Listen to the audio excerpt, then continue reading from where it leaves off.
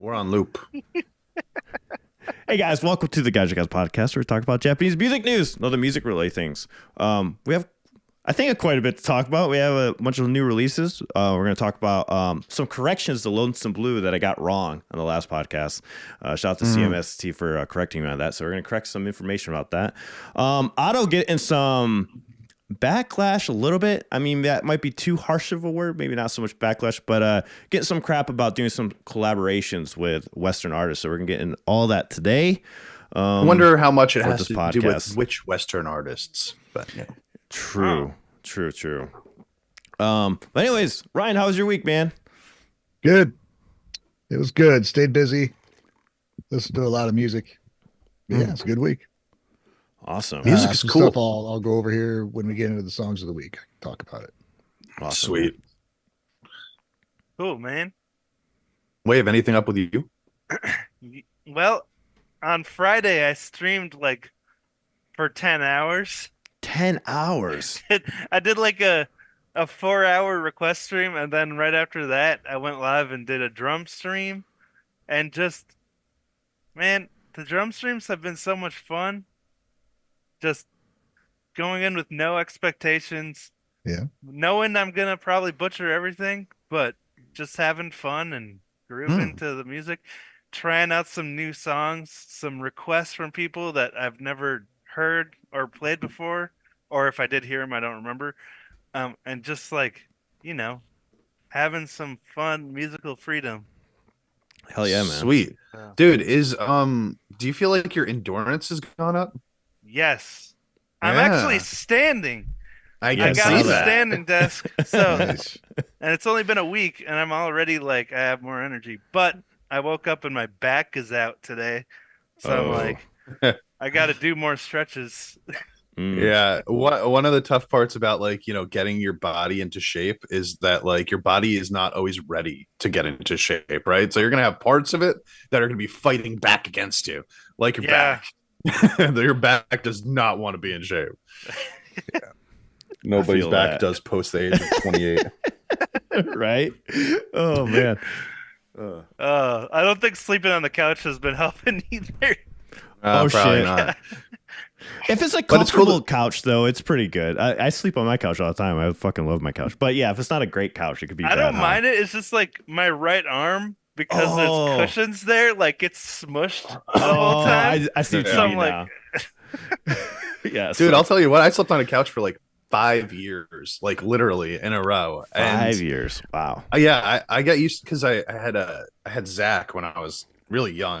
Right, I was 20 or whatever, and I couldn't afford 2 rooms, so he got my bed, and I just slept on the couch in the corner of the room until I That's could a move good into a dad. bigger place. Don't give me credit, man. I was just poor and broke. You could have made him sleep on the couch. That's what I'm saying. Yeah. Yeah, baby. Smaller You would take fit the better. couch. You take the couch. Yeah. Couple extra cushions to keep him rolling off. Yeah. I probably could have made it work. But I'm not gonna lie, I got used to it at a certain point. When I moved back to the bed, I was like, this sucks. And still at this point, I gotta admit, when you just brought up the arm thing, I don't know where to put my right arm on the bed still. I feel like I'm hiding it because I used to stick it in between the cushions, right? On the couch. So it was yeah. there's a Those place for aren't it to be. cushions. There was Sorry. a place for it to be. There's not a place for it to be anymore. Now I'm Right. on top of it. I don't know what you bed Ru- sleepers do. I think there's a mattress made with that in mind, where they have little divisions in the mattress, so you can stick your arm in there. Oh, just extra cozy. That's genius. I need Yeah. that, dude. Yeah. Because I've been waking up the last few nights, not the last few nights, but every once in a while I'll wake up and my arm is completely asleep. Yeah. Not my body's asleep, my arm is asleep, and it wakes my body up, and I'm like, dude, that is antithetical. But I don't know what other normal people do. Yeah, Ryan has a good point, though. Most people would probably just have their kid go on the couch, which is messed up. Yeah. There's one morning I woke up, dude, and both let's see, there's a dog on one side pinning my arm because it was on top of the blanket, and my other arm was asleep, and I literally could not get up. I Oh, was like, oh, Oh, God no. damn it, I can't get up. Dude, that reminds me of like dating when I was a teenager, and like What? the first time I know it sounds weird. Right? This dog was sleeping on my Yeah, blanket. dude, I just constantly had dogs all over me, bro. I don't know. As a teenager, they just showed up and slept with me. It was so weird. No, do you guys remember like the first time, like when you started dating and you started sleeping in bed with like a girl for the first time, right? And you were like, oh my God, I don't want to move ever because I don't want to wake her up, right? Like I remember being awake for hours, just like, okay, she's on my arm.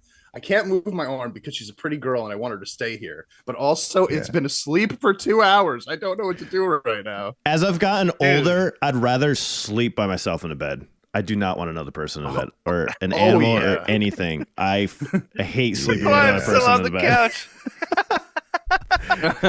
Yeah, exactly. Right, dude. Like that's what happens, man. I mean, my parents stopped sleeping together when I was like 30. And I got to say, like, I thought, hey, they're getting a divorce soon, as soon as that happened, get it. Right? No, it makes sense. I understand. But then they didn't. They just don't sleep in the same bed. They just those two beds in the old shows from the 50s, they knew what they were doing, man. They had it. You got to have your own space. Yeah. Van Dyke knew what was up. It's because when you're single beds, because you don't notice it, but when you're sleeping and that other person's getting up, I remember I woke up and I asked my wife, I was like, did you get up a lot last night? I knew I was asleep the entire time. She's like, yeah, I got up like about 6-7 times. I didn't really wake up, but it like disturbs your sleep just a little bit. And it's like, that's enough for me to be like, I'd rather just sleep on my own bed. Yeah, because you know how that shit works? Like, I still remember learning this in school because it's like one of the few things that education actually stuck with me. But it was like when they talked about REM sleep and how you have to actually get to that point to achieve like a good night's sleep, which requires a certain amount of time to be passed in between moments where you wake up. If you're waking up like once every hour or something, even if it's only for 5 seconds, you can't achieve that REM completely. Yeah. So you don't get that good night's sleep no matter what. Even if you do it like over the course of 10 hours, you get 9 hours of sleep. You're still not achieving what your body requires. So is that what you I've did had for 9 hours of sleep for about 15 fucking years. Yeah. Well, is that what you did for your week, champ? Did you sleep all week? Is that what you did? Oh God, I wish. Man, that sounds great, dude. I really miss the days where I was working full time on YouTube and I could just like wake up when I wanted to wake up and then start like recording videos at that point. Like the idea now that I have to wake up every day at like 8 o'clock and then go to work and come home and like be tired and then do it again the next day is just like, it's something that I got used to for the first 35 years of my life and then completely ruined it by having this YouTube job for 2 years. And now I'm getting used to it again. And it's awful. It's just hell on earth, bro. But yeah, I'm tired every day, and that's fine. That's work life, right? That's just what we're supposed to be doing. So yeah, I gotcha. Was that your week? Was it going to work? Yeah, pretty much. I mean, the new Yakuza game came out yesterday or 2 days ago. What is the new Yakuza game about? Is it like a RPG? Oh my God. So yeah. So they the main protagonists of the series, Kiryu and Ichiban, are both sent to Hawaii. So we've got a bunch of like, Japanese stuff happening in Hawaii. That's awesome. And I'm so excited to actually play this game once I find some time to do so. Oh, okay. Nice. All right. Awesome. All right. We're going to, we got Ohrenje here. We'll start off with that. Pull that up. He has a new project going on. Ryan, you want to talk about that? The project that he has coming out? Oh, sure. This is Ohrenje from the BMCD, the Band-Maid community Discord. A great place to go if you want to learn everything you can about Band-Maid. And he's been putting out these videos of kind of documenting Miku's journey as an artist and becoming a musician and the whole progress they've made as a band. And I think it's the third. Sorry if I'm wrong there, but he is in the chat. So hello, Ohrenje. Hi, Ohrenje. And he gave us an exclusive look at the upcoming video going to be released and asked if we'd play it. And I said, well, certainly. Awesome. Anything for Ohrenje? I said no, but the other guys He's a nice guy. we don't care what you think, champ. We're Frenchmen. I said that Orange guy, dude. He's always asking for all sorts of shit from us, man. We gotta super say cool. no. I met him in New York, and we went to a few shows together. He's a cool guy. Yeah, he's the man. Yeah, we hung out in Boston. Wait, the guy that flipped you off all the time, Ryan? He's a cool guy. Yeah, all right. yeah, he did flip me off all the time. I don't know. Why am I talking so nice about it? Yeah, see, I was just standing up for you, Mr. Mir. I was like, okay. Turn of events. It's a whole story arc. It's a storyline. Just follow the GG podcast. All right. Anyways, here we go. Check it out.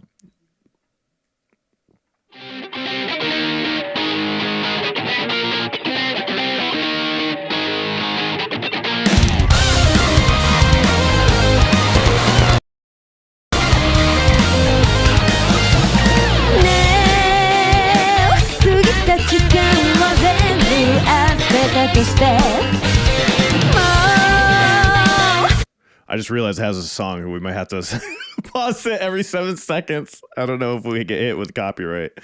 Is that? I don't know because I can't hear it at all. So I'm just gonna have. We're gonna have to trust We you on heard this it one. for like Alan. literally 1 second. It was like. It went brrrt. I need to turn on original sound. I just realized. Yeah, I was like, oh shit, there's a song in this intro. It's a cover. It's a cover. Oh, it's a cover, so we won't have to worry about that. If No, anything, we'll we still can get cut it hit. out. We'll still get hit with it. Depends on yeah. how good the cover is, right? That's true. It sounds great to me. It sounds really good. It sounds really good. Let me. Was that one of the covers from the Band-Maid things that we did? Yeah, because that's Muse singing, right? If I'm not mistaken. Oh, is it? I could be wrong. I can't hear anything, so I have no idea. But yeah. So yeah, because even the covers, like, because my Band-Maid covers got flagged, but it puts that as a cover or whatnot. Oh, it's Nam is singing. All right. I should have known that. I've mixed her vocals twice already. But all right, let's go back to the intro. I'll just pause it every 7 seconds. I guess. Here we go.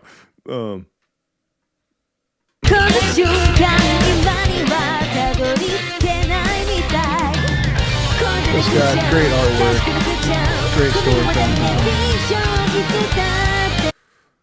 Yeah, go ahead, it really Ryan. kind of clues you into, the journey she had. And I wouldn't say I guess there's some liberties taken of what happened. You got to kind of fill in your blanks because everything's not out there, but from what we know about and what they've shared, you can fill in the journey that they did. So it's great artwork, great production. It's really cool. He puts in a lot of work.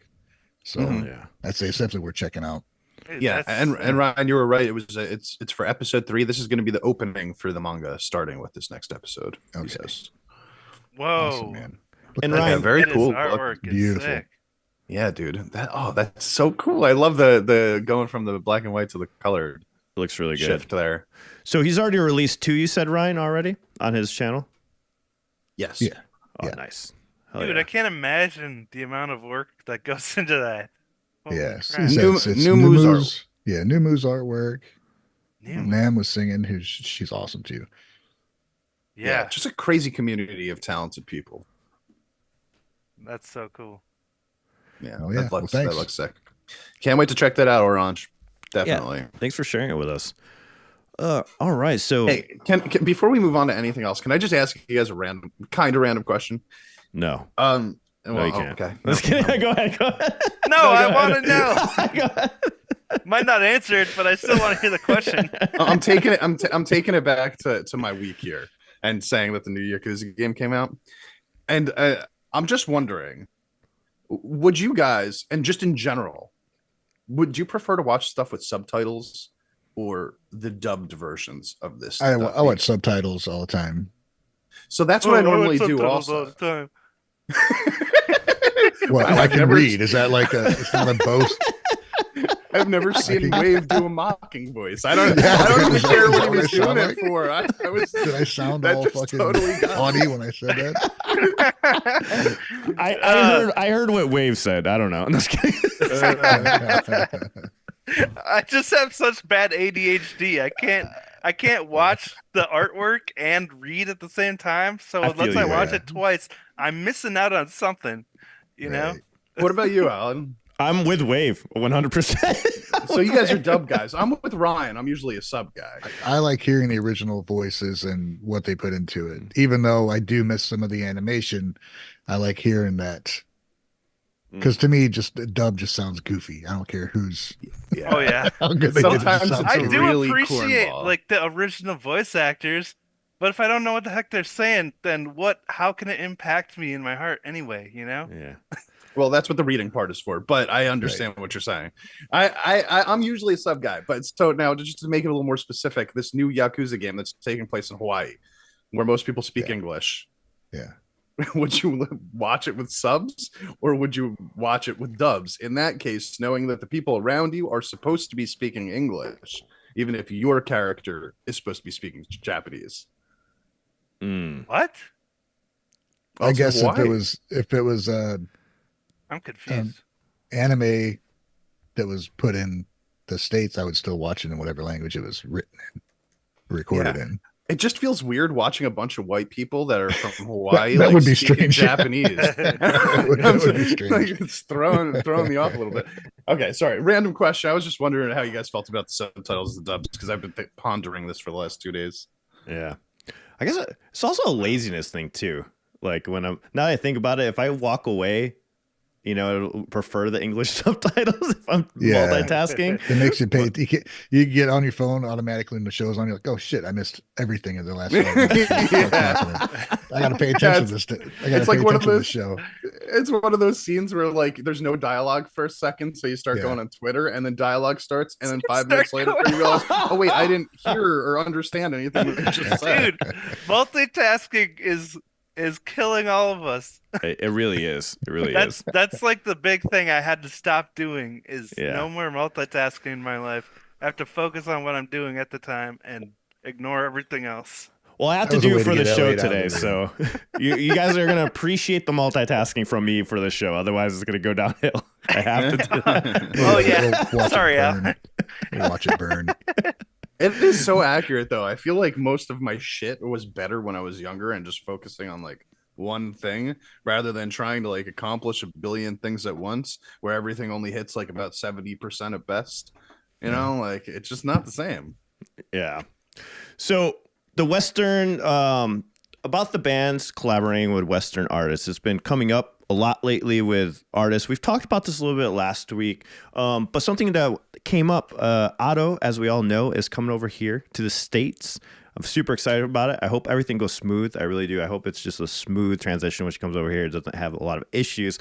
But apparently, there's some people that were going against her decision or possible decision to collaborate with artists in the West. So something that she was defending her decision to collaborate, saying that she collaborates and works with whomever she wants to work with because she loves to collaborate. So pretty much just poking back at those fans that were telling her that she shouldn't do it. She was like, well, screw you. I'm going to do it anyways. So who's criticizing her? Just fans of her fans under her Twitter, her tweet.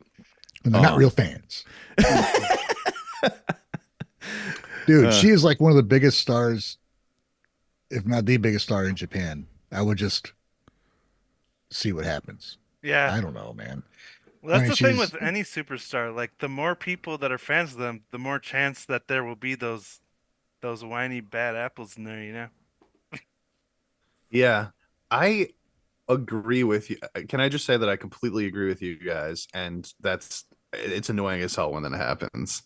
But I'm just gonna play that phrase for a second, devil's advocate here. I feel like a lot of those people might just be like really, when you like listen to a band that you really love and they're like kind of underground and you're like, I fucking love this band. I can't wait for this shit to come out, like their next album to come out and blah, blah, blah, blah, blah. Right. And then they start getting more popular. And then as they start getting more popular, they start to engage in stuff that you don't necessarily engage in. Feels like they're talking to other people. Yeah, a little bit. It's like just you. Yeah, it's like your girlfriend starting to like hang out with like your buddies. Those are my friends. What do you do? Yeah, exactly. And then you're like, okay, one, you feel a little less special, but also more importantly, you're concerned that the person that you used to talk to all the time, they're changing. they're going to be different going forward. They're not the same person that you knew as well anymore. I feel like that might be one of the concerns that they're having, where they're like, I don't want you to start turning into like a more Western artist working with like what was it? You know, some of those people. So like, I guess gonna have a camera right in her face. It's gonna be on both monitors the whole show. Right. Yeah, right. Exactly. Like completely exposed. Like there's no secret anymore. And like, again, I'll say like in essence, like obviously you shouldn't be thinking that way, but just like to play around with it, I kind of like, because I felt that way about bands that I've loved in the past, and then realized I'm being a jerk. I shouldn't be feeling that way. But I did have that initial like concern. Oh no, it's changing. The thing I loved is changing now. Yeah. I think we've all had bands like that, and where you want them to succeed, and the more they succeed, you're like, damn it, now it's not my thing anymore. But that's just because a band or an artist means so much to you that it affects you on a personal level. So you, because of what they mean to you, you want them to succeed. But when they do succeed, it's like I said, it's like, well, now it's less your thing and more other people's things, which it kind of hurts. But you know, as long as a band stays true to what they were, I don't think it'll matter. You know what I mean? Band-Maid is growing and growing and growing, but they still prove to be the same people they were. I don't think I'm definitely not going to change because of people she worked with. I think if anything, she'll probably affect the people she works with more. Yeah, it depends on the actual criticism too, because like people will criticize things that they care about the most. So just being critical of something doesn't mean you're not a real fan. You know, it's like if you're just like being a total a-hole about it and being like, I'm not going to be an Idol fan anymore because she's working with this person. But if you're like, I'm not a huge fan of this particular thing she did or whatever, you know. Question for you guys. Do you think having a Western band influence is a bad thing as long as your core is staying the same? Inherently bad? I do not think so. No. I think, well, oh, God, this is actually like a really loaded question, because in 2024, there's not a lot of like rock that I would necessarily want to see the people from Japan that I really like work with over in the West, just because I think that's almost like it's like going down. It's like a regression, because there's just not that many bands over in the West that I think are as good as the bands over in the East, right? So, but inherently, no, like I would want to see every group that I think is really good be able to try out as many things as they want, which is why, like, even when, you know, we talk about Nemophila and how, like, you know, maybe some of the stuff that they've done more recently has been very different than what some of the other stuff that they've done. And even if that's like, if Night Flight's not my favorite song that they've ever done, I completely support the idea of them doing it. You know what I mean? It's the kind of the same concept here, to me at least. Shout out to Bill. Thank you for the super thanks, buddy. That's super chat. That's awesome. Yeah, thank you so Add much. it again, my friend. Thank you. Hell yeah. Thank you so much. Beer and a cheeseburger. To your question, to your question, on most of the bands I enjoy from Japan always cite Western influences as part of their musical upbringing, like everybody. Yeah. So I don't see. I don't know. I guess I don't understand. Exactly. I was just curious because they were getting.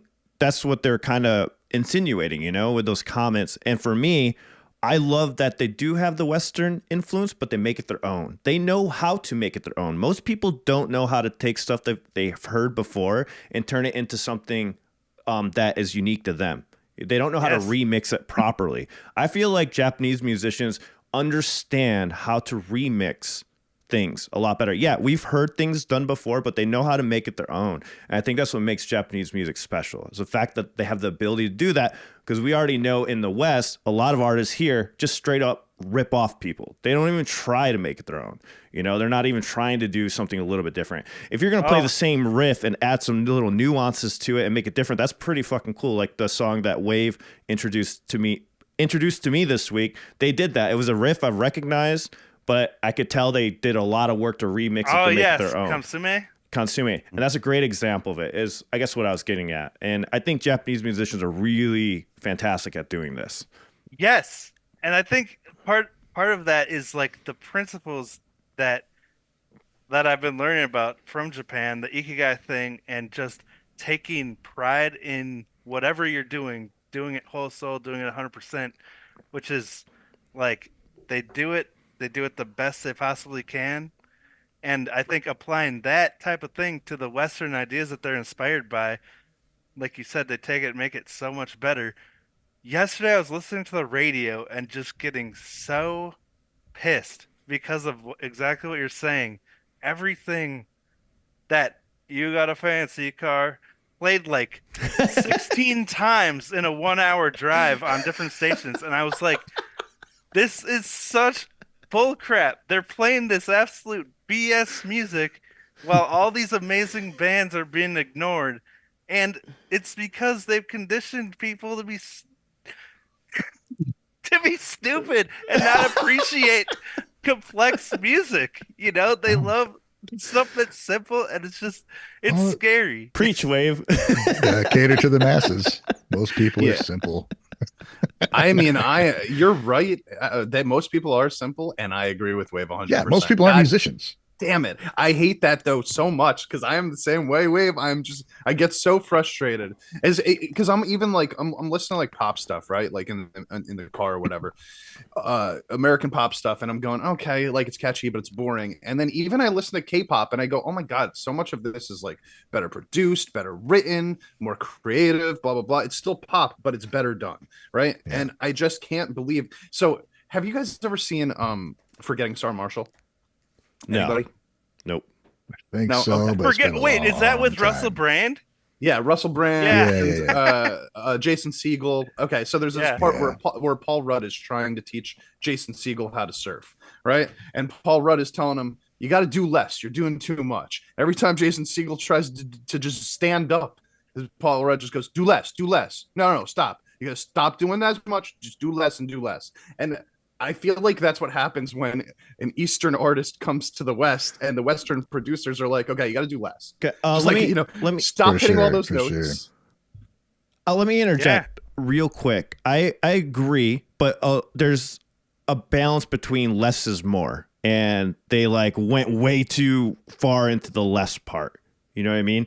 They just went too deep down into that. For Western music, like I understand the less is more thing when you're talking about individual instruments, but with the final product, they just go less on everything. And I wanted to mention, I don't think it's just musicians that are appreciating the new complex stuff that we're starting to hear, like in Japanese music. I think it's everybody now. I think regular people that were made to think more like, oh, I like the simpler stuff. I think they're getting sick of it too.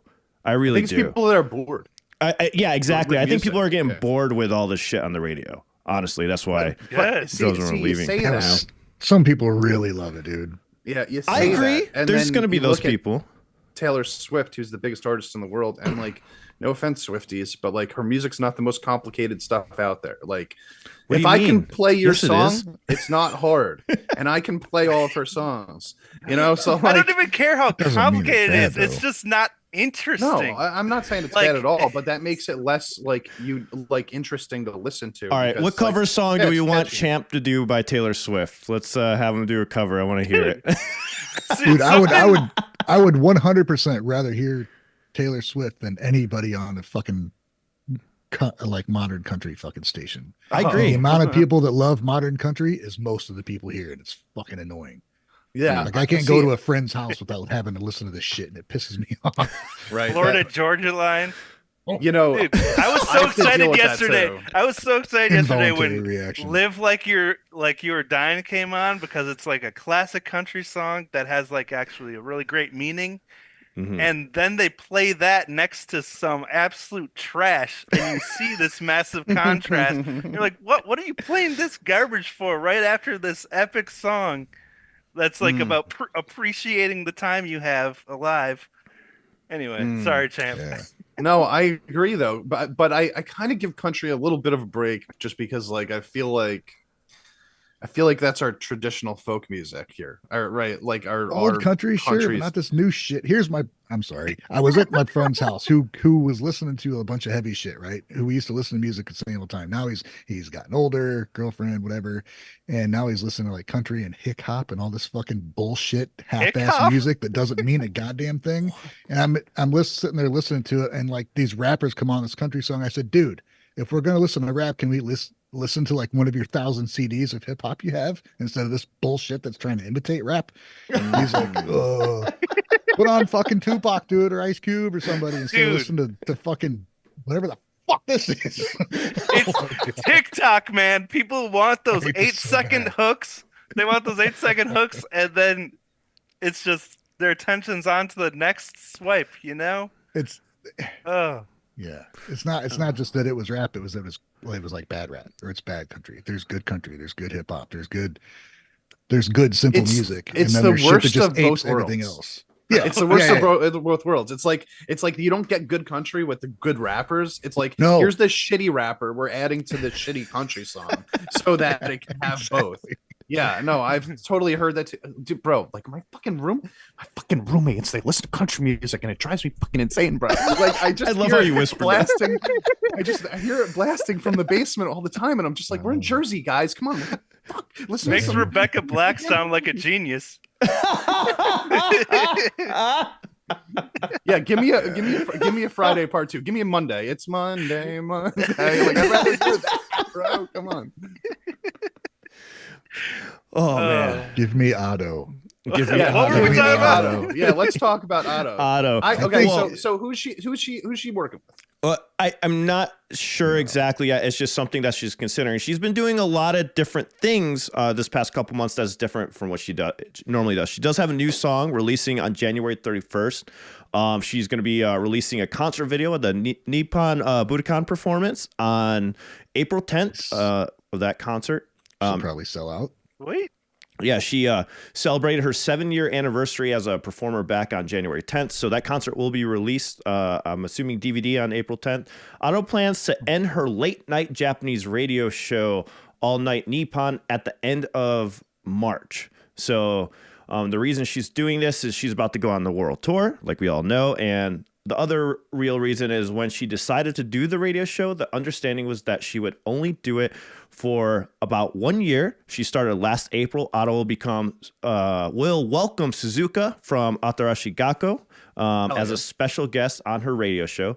Monday, January 29th is when that's happening. Otto cannot wait to ask Sakusa questions about her experiences performing overseas. Suzuka, sorry. Performing overseas, so she's going to be interviewing about how they did over there, how Atarashi Gakko did in the States. Did anyone go to any of those concerts? Dude, we didn't, huh? None of us made it out. Able to. It just keeps coming back up to rub it in that I had to miss that. Hey, Wave, you could have went, you know. Hey, if anybody in the chat, you could have handled the birth by yourself. You could FaceTime her while you're at the concert. Hey, how's it going? Hey, look, it's Suzuka. Oh, that was right. That was when she was giving birth. Yeah, that's a good reason, Wave. That's a pretty good. Yeah. You call her later in the night. Hey, listen, I think we got a name for the baby. How about Tokyo Calling? Tokyo Calling. All right, but yeah, so that's Otto news lumped up. It had a lot. She has a lot of big things going up, coming around. I think we got John Reeves heading. He's got press access to the Otto show in New York City. So make sure you check out our Wednesday podcast. John Reeves joins us for that one. He'll be talking about that show after he goes.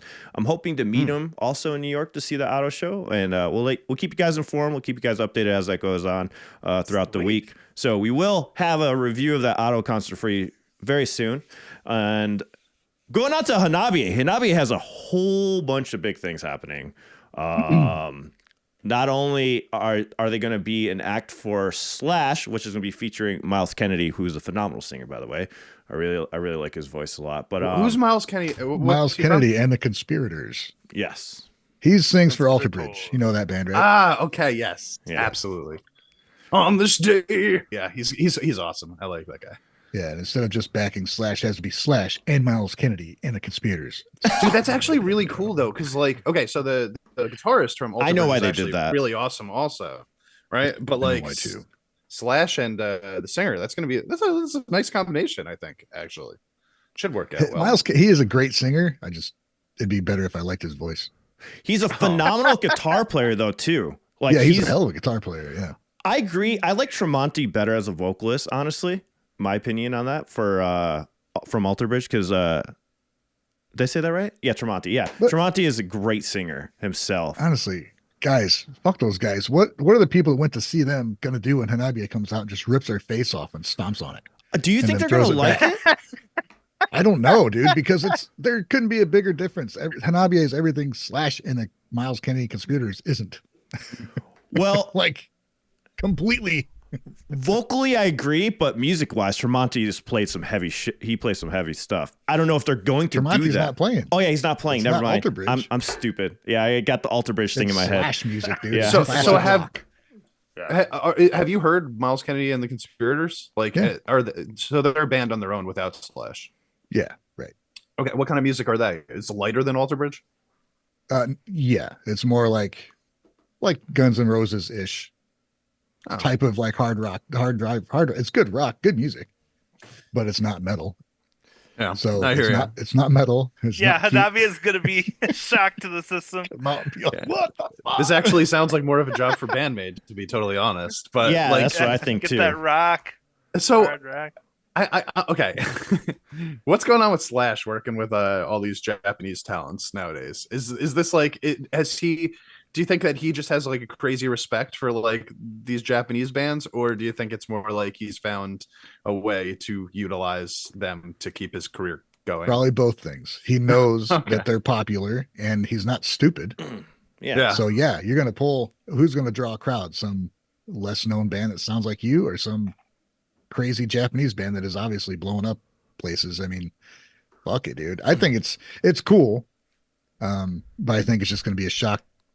It's just gonna be the difference in crowd is gonna be funny. to me. Well, I don't. I think actually I understand why they're doing this now, because this is would be in Japan. So Japanese fans are normally used to having the wide, drastic differences of genres, anyways. Oh yeah. So This is I in think, Japan, hell yeah, dude. So yeah, well, and they're not that big in Japan though. Hanabie, yeah, they're more popular outside of Japan. meaning So this is gonna be good for them. yeah, exactly. Well, look at Champ. Champ, his favorite band was Guns N' Roses, and now he loves Hanabie. So Yeah. it's good crossover. I wasn't thinking of it being Japan. I was thinking here. That makes that. I guess I'm an idiot because I didn't read the whole fucking note, but that makes sense. That Yeah, makes sense. yeah, Yeah. it does work better in Japan. I'm almost a little upset about that, to be totally honest, because Why? the idea of the disparity. You're just upset happening because in you're never going to America. go to Japan. They'll go watch watch them. That's play. Well, true. that's always going to be part of it, yes.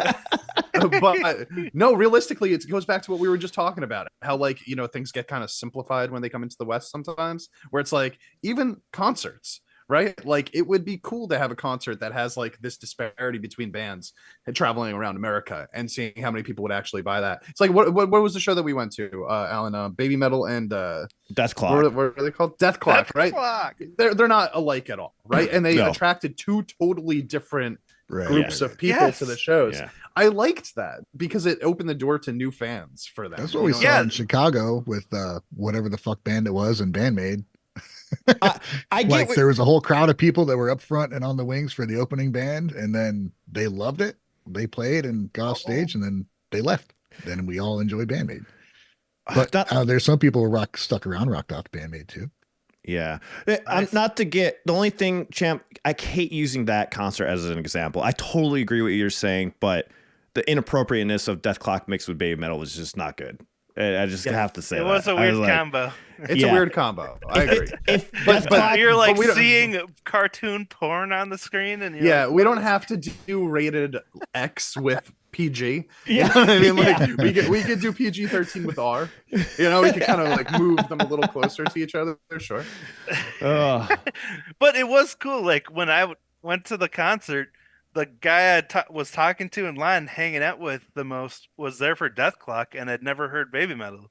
So it's Yeah. like, huh, Yeah. this is actually a nice mixture of both groups and getting interest for Yeah. each other. You know, Well, Wave, you had a way better experience than I did. When I was in line, I had to hear this guy talk shit about Japanese music for 20 minutes before he realized I was wearing a Baby Metal shirt. he changed fun. saying. he Dude. changed his tune real quick when he noticed. He's like, "Oh shit, I've been Talking all What Dude, was he same like? thing 5'1"? What? You're like, I don't know. No, I in just thought- Houston, Go ahead, me and Ryan. Go Wavering ahead. in Houston, this guy we were talking about music, and he started just talking shit about Band-Maid. I'm like, dude. All right, so I'm gonna stop you right there. Saying they suck and aren't good musicians is just flat out wrong, and That's what I'm they just gonna said? walk away. You were standing there, dude. We were talking before we went into the sea. Got your Who were spin. they there? They were there for Gotrek Spin? Yeah, and they're like talking mad shit about Band-Maid. I'm like, what do you mean they Wow. don't play their instruments? You're fucking. So I walked What? I don't remember that at all. People can just be away. ridiculous. Shut them down pretty quick. And that's stan culture right there, man. Like that's all that was. That was like a Gatrix spin stan that doesn't want any other band to get like more. You know what I mean? Like sometimes you get fans of those bands. Band-Maid's got Fans those, get Baby Metal's got those. Well, I didn't know Gatrix Also- Spin had those. to be Also, honest. fans get jealous of other fans' bands getting famous, which is so ridiculous. Well, that's what I mean. That's the stan culture That's what I'm bullshit, talking bro. about. They fight about this so much. It makes no sense to me. Like, especially because, for me personally, and we were just talking about this, right? Like, I don't necessarily like the popularity of the bands I like. It doesn't come into play for how much I like that band. You know what I mean? Like the band that I love nobody could be listening to them. And it doesn't bother me. You know what I mean? I want to see them succeed, but it's not going to make me like them any less. Right. So like Dude, them gaining more popularity than another band is doing nothing for me personally. So I don't know why people would bitch about that. I heard no, the we need to perfect- win the award. I heard the perfect analogy last night. It was about something else, but it works perfectly for this. It's like, what's the most successful restaurant on earth? McDonald's. They make the most money of anything. But are you going to say a McDonald's cheeseburger is better than the steak you get at the local steakhouse where they like really know what they're doing with the meat? Even No, though but- they have like 1/1000th of the customer base, they're still better. Yeah. You know? The local steakhouse burger isn't engineered to make you crave it like a fucking addict the way McDonald's is. McDonald's music, dude. I know, Ryan, you're giving me the itch right now. I'm like, fuck, I could go for a. That's what pop radio is McDonald's fucking it's fast food for the brain, dude. Fast It's simple, it's cheap, and it's easy. God damn, it's so true. Yeah, this'll do. Anyways, Don't think too hard. out of- Well, we gotta mention they're also playing. They're gonna be doing some shows. Maximum the Hormone, dude. yeah. I was about to mention that right now. Just real quick though, Saturday, March 2nd is Osaka, and then Monday and Tuesday, March 4th, March 5th is when this show is happening. So if you're in Japan and get out there, make sure you go support Hanabie, and of course, Dude. let us know how Slash sounds. I wasn't too impressed at the Guns N' Roses one, but hopefully it's better with this group. Just because since we talked about this a few weeks ago about Band-Maid wanting to do collabs also on their new album, and now that we see Slash is working with Hanabie and has worked in the past with Band-Maid on the show in Japan, I had said it's probably going to be somebody like Slash, right? So now there's an even better chance, right, that Slash is going to be on this new Band-Maid album. Oh. Because now that we know he's actively working in Japan and with Ooh. other Japanese artists, and Band-Maid is going to be collabing with people from the West, and they have already been on a show together, that is my number one guess. I think we're going to see Slash on a song on the new Be Band-Maid fine album. with it. Possibly. Dude. That'd be amazing. Also, like Ryan mentioned, Hanabie, Maximum the Hormone. Go ahead, Ryan. Oh Yeah, yeah. and they're playing like 300 venue capacity, dude. That's That's awesome. nuts. What? Think of either one of those bands in a place that small, and they're gonna have both of them in one fucking place. And this is I love wow. that. And this is in Japan too, right? yeah, Yep. 300 people. What, yeah, Yes. they're small venues, dude. dude? That's I what wonder if they- Koji-san was saying on the Discord. But yeah, I wonder how much they're going to charge for this. I would give anything to be at the show, dude. I want to see. It's the only band I have not fucking seen yet is Maximum Hormone. It's so crazy. I never thought they'd be the last people I see. But yeah, that's too That is expensive. wild. That's too expensive. I'll never be able to get to Japan. But hopefully they come into like Europe or something. Dude, they could probably charge so much for those individual tickets, though. Like if they want to, They and could. I doubt they will, but they yeah, they'll could. probably just be like normal. Yeah, Yeah, they could. But they could. could be like, here's $500 a ticket, and it'll still sell out at that 300 person venue. You know, if they Do you really think- wanted to. Now Respect. Yukina got out on stage with a couple times with their opening acts when they were on their tour, and then they Yep. went out with Limp Bizkit on a couple shows, and she went Yep. out. So think, dude, if they could go out and do some shit with MTH, because they were an MTH cover band before they were. Oh my before gosh. They were, Yeah. That's What they are. Hanabie. So fuck, they know the songs already. I dude. forgot. Like the first time I heard them, I was like, "Oh, this reminds me of Maximum the Hormone." And Same. now, like they've just become so much their own entity. Imagine Yeah. being a Maximum Hormone cover band, like Pubaka said in the Discord chat, and then all of a sudden you're headlining for that band. Oh my but god. not because you covered them, but because of your own shit. Yeah. That is pretty epic, dude. Well, that's Imagine- what I was imagine- saying. I was watching this band on my live stream. What was that band? Does anyone here remember that Psyche and Misa had just gone to their show and they tweeted about it like they're big fans of this band. I was like, imagine what an honor it would be if Psyche and Misa, the two members that seemed the hardest to impress from Band-Maid, were huge fans of your music, went to your show and tweeted Oh about yeah, it, you know? yeah, it'd be awesome, man. What band was that? I don't know. I'll have to figure that out. But Then let us know. I'm super excited for them. It just means more opportunities also for Hanabie. Hanabie is going to be a force to reckon with soon. They're going to definitely be one of the next biggest bands out of Japan, I think, coming up really fast. Because not only are they're starting to work on the Japanese audience, which is interesting because I think they got bigger in the US first, right? Now they're working on the Japanese audience. It's kind of like what Band-Maid was doing. Remember, they were over here. They're pretty big here in the US, I would say. And then they started doing the shows in Tokyo and stuff, and now they have those big shows in Japan, and they started doing more of that. It's kind of like the same kind of trajectory, right? Would you guys agree? Or Yeah, I I think so. They definitely utilize where they were popular and at what time. I mean, it's just it's a good move. I mean, they see this way you said they were popular here and they come over and tour, so it makes people back in Japan like, well, that's cool. Yeah. Maybe we should check these guys out. yeah. I think it was a bit more of a grind for Band-Maid personally. I think they had to grind it out a little bit more to get that that kind of following. While I think Hanabie just kind of like Hanabie used TikTok to found their it. advantage. Yeah, they found a slot, Okay. man, and like people just took notice of it right away. And then they were the only Yeah. person that was existing in that slot. And then people were like, okay, well, this is the one, right? Also, So, I think, also Dan Now they're saying gonna in the grind. chat they're with Sony. That's a big thing too. yeah, mm, I think Hanabie may have more casual fans, and Band-Maid will retain more kind Hardcore. of fan base. yeah, probably Just true. because of how the music is. I don't mean that in a negative way. The Hanabie is going to grab a lot of people, but I think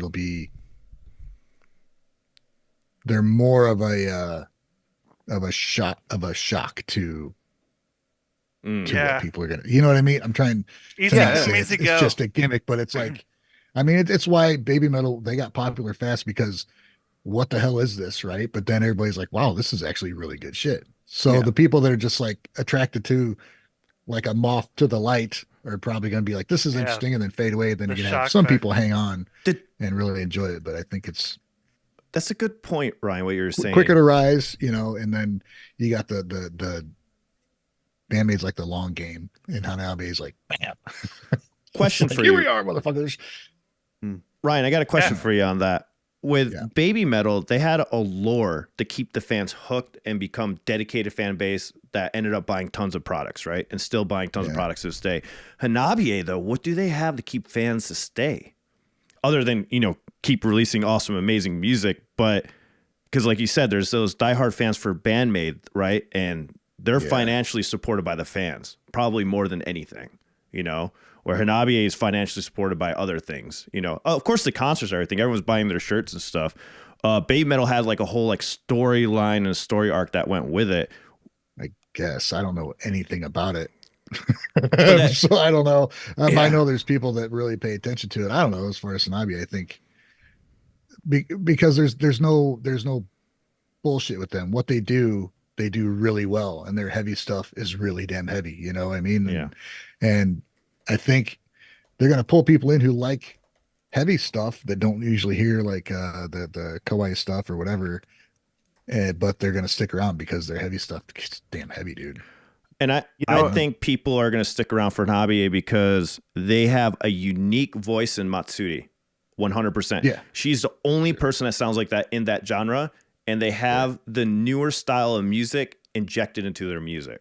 Also, like they have those hip hop sounds and stuff that are going throughout. They have this electronic music that you don't hear in metal mixed so well. Maximum the Hormone did it, but not the way that Hanabie is doing it.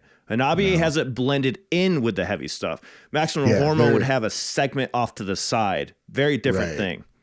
Yeah, their new song, Otaku Lovely Densetsu, is great example. Pretty good example of I think what they're doing, dude. And it's a fucking banger. Oh, Otaku? Yeah. I think a lot of people. I think that one of the things that they have, Hanabie, is like a playful demeanor inside of their music, more so than a lot of other bands. Like if you watch like a Band-Maid show, for example, they're all smiling, they're having fun, blah blah blah. But I wouldn't necessarily consider like their songs to be like quote unquote playful.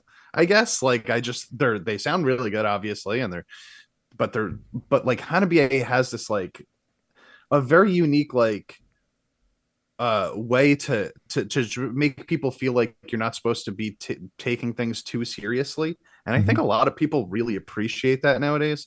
I think Baby Metal had that also back when Baby Metal was starting, and that was one of the hooks that they had. It was just super playful and fun, and like you didn't have to think too much about that type of stuff.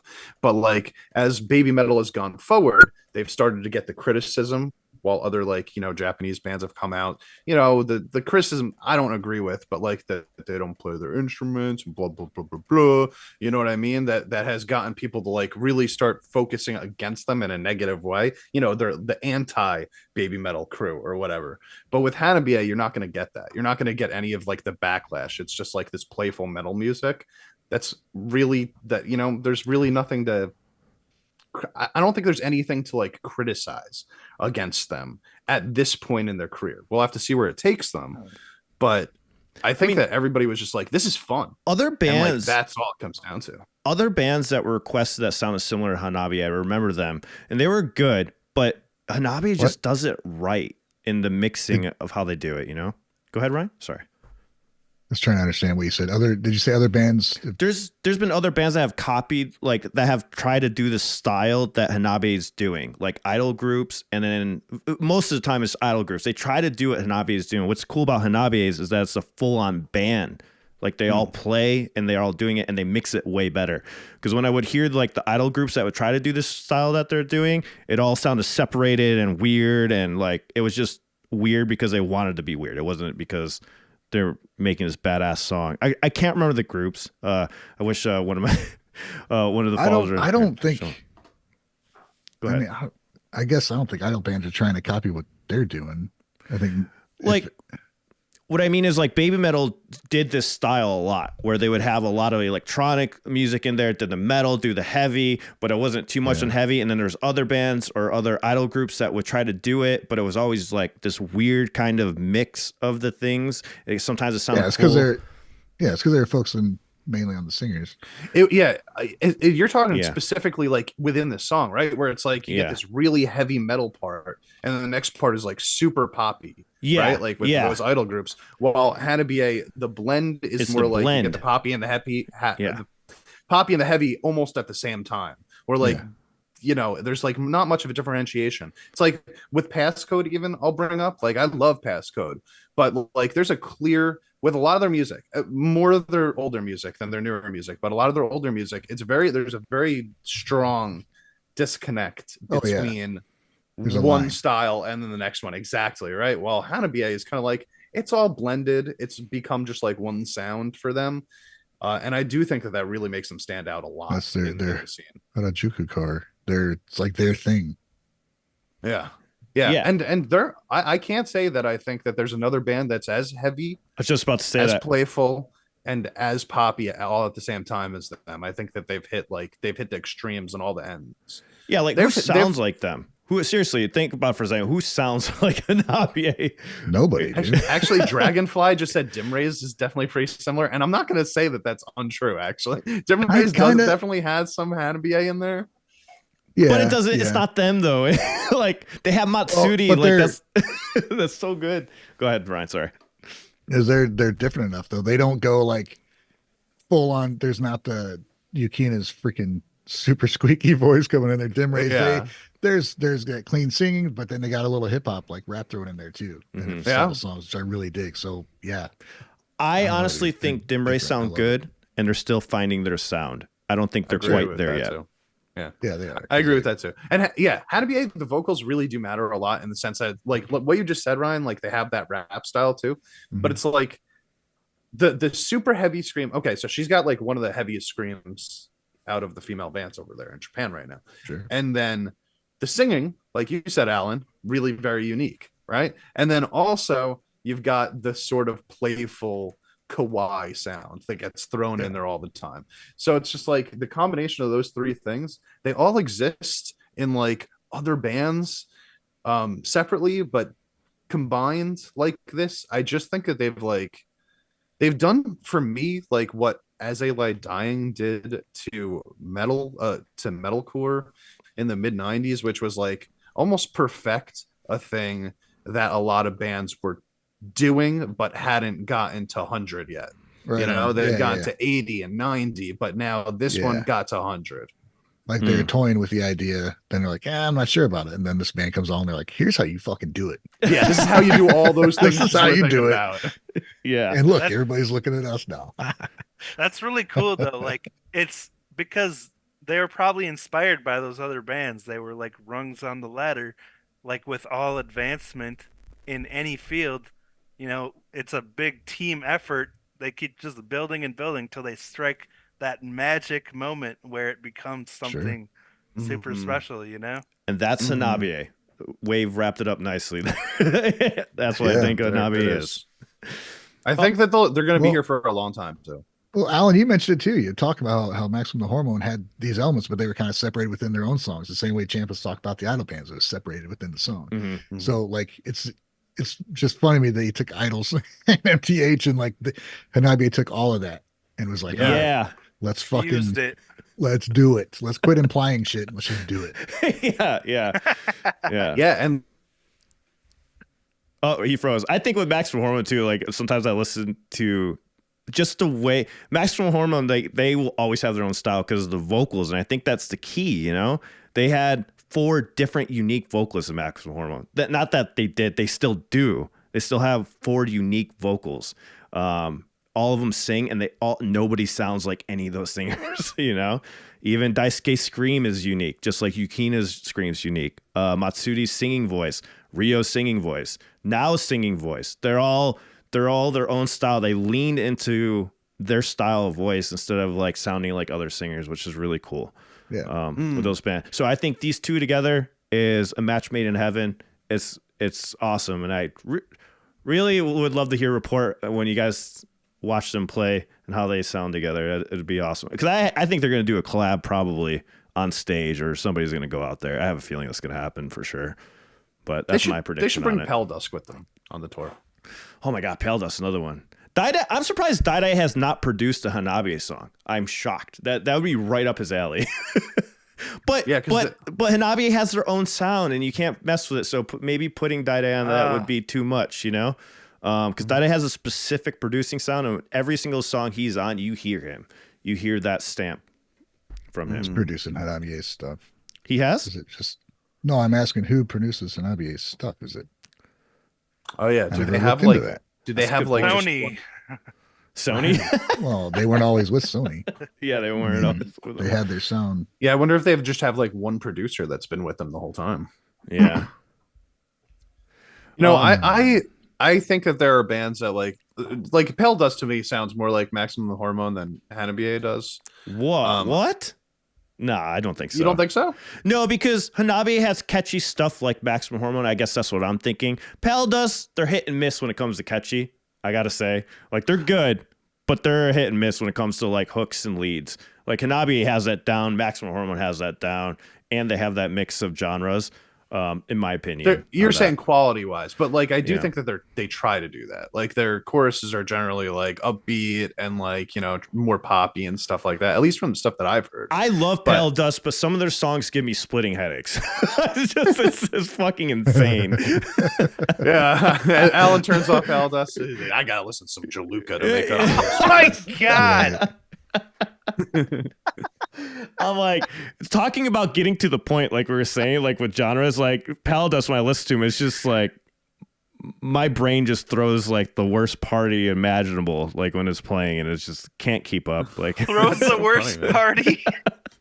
And it's like I don't know how to explain it, guys. It's fucking horrible. No, that makes sense. I've yet to have that experience. I've actually found them to be like super catchy. What kind of party will my brain throw at this music? They are catchy. I'm not saying they're not catchy. It's just for the most part, it's a hit and miss. They have like songs that are super freaking catchy, has all the melodies, and there's other songs I'm like, what? What the fuck was that? What did you just try? I remember when I first heard Black Ice, and I like complained the whole time. I felt so bad. I love the song that now. song. I love it First now. time I heard it, I loved it. No, I love it now. The first time I heard it, my brain, I wanted to cry. It was horrible. I don't get it at all. I never know what you're gonna like, Alan. I gotta be honest. Like it's just a crapshoot. When I say like I think Alan might like something, I have no idea what you're gonna say. That's what everybody says on Dichotic channel. They're like, we don't know this guy anymore. It's because I'm listening. When I'm listening, I hear everything separated automatically. Which is unfortunate and cool, I guess. I don't know. I hear everything individually. So when I heard Black Ice, when I heard Black Ice, it was just so much at once. I'm like, I can't understand what's happening. Like it was just like fucking malfunction, you know? It just stopped working. See, okay, because I switch between. I mean, if I want to listen to things individually, I do, but sometimes I just back out. Gotta zoom out and get the vibe, you know? The only way I can do that, Wave, for me, is to be drunk. That's why I used to have a drinking problem. I have to be drinking in order to take a step back, unfortunately. No, maybe not. Maybe I don't. I don't drink now, but maybe you need to learn how to listen to music, like taking a step back instead of from a producer or engineer standpoint. You know, it's really hard to break out of that. Impossible. Once you start getting into that mindset, it's so hard to break it. And that's why like people will give me shit, right? Like when, you know, why didn't you like Chemical Reaction from Band-Maid? Well, you know what? It bored me. Like, I don't know what to tell you guys. Like, I was bored by what was happening in that song. Like, I'm sorry, but there's no fucking riffs. And, you know, like I'm sure that if I was able to take a step back and just listen to it, I'd be like, okay, this is catchy, right? But I can't. I'm listening to it and I'm going, too many power chords. I'm out. I'm happy I can just listen to a song and just giggle at it when it goes heavier and fucking surprises me. I just laugh like, this is awesome. Champ is like, I might actually be able to play this riff. Yeah, if I can play it, you failed. Don't worry, guys. Standards not too high there. No, I was kidding. But that's my point. It's very low standards. All right. I don't know, dude. Champ can rip on the guitar. I was kidding. Not rip on the guitar. Champ was bored by Band-Maid. That's a good take. Weren't we gonna share our jam session? From all of us jamming together? Oh I really don't want to. I was hoping you forgot about that. Yeah, me too. Dude, people would dig it. If we could hear your guitar, people would dig it, Ryan. But instead, all they're hearing is my guitar, which is ultimately the worst thing that could have possibly happened for that recording. No, it's mixed so you can hear both guitars. You just don't want to hear any of your guitar. I don't want to hear any of my guitar. This is true. I wish that we could eliminate it. Well, Jason Newstead his guitar Wave. Let's take care of that. Newstead it. You guys should have just told me it was plugged in and then like unplugged it while we were playing. He would have never known. Yeah, there's Champ's guitars in there. It's subtle. I would have believed you. Going back to the new song, we've all heard the new song, I think, right? To Hanabie. I have not yet. No. You've not heard it. So we got a brief translation about this, about otaku. It refers to a young person who tends to be socially awkward and is really into computers, video games, and anime. Most of them are guys, but there are some women like this too. Is dorks and nerds. Yeah, so yeah, nerd culture. So yeah, guys, check it out. I think it was a good. It threw me off when I first heard it, but when I listened to it the second time, I actually broke it down. I really love it. Love the blend of it. It's an amazing mixed song. It's really good. Matsuri just crushes it. So a couple people on in my Discord were talking about the lyrics, and I looked up the lyrics when I was listening to the song, and I really was like, okay, there's words there. Granted, it's translated, auto translated. Oh, there's captions. There's words on there, the you know.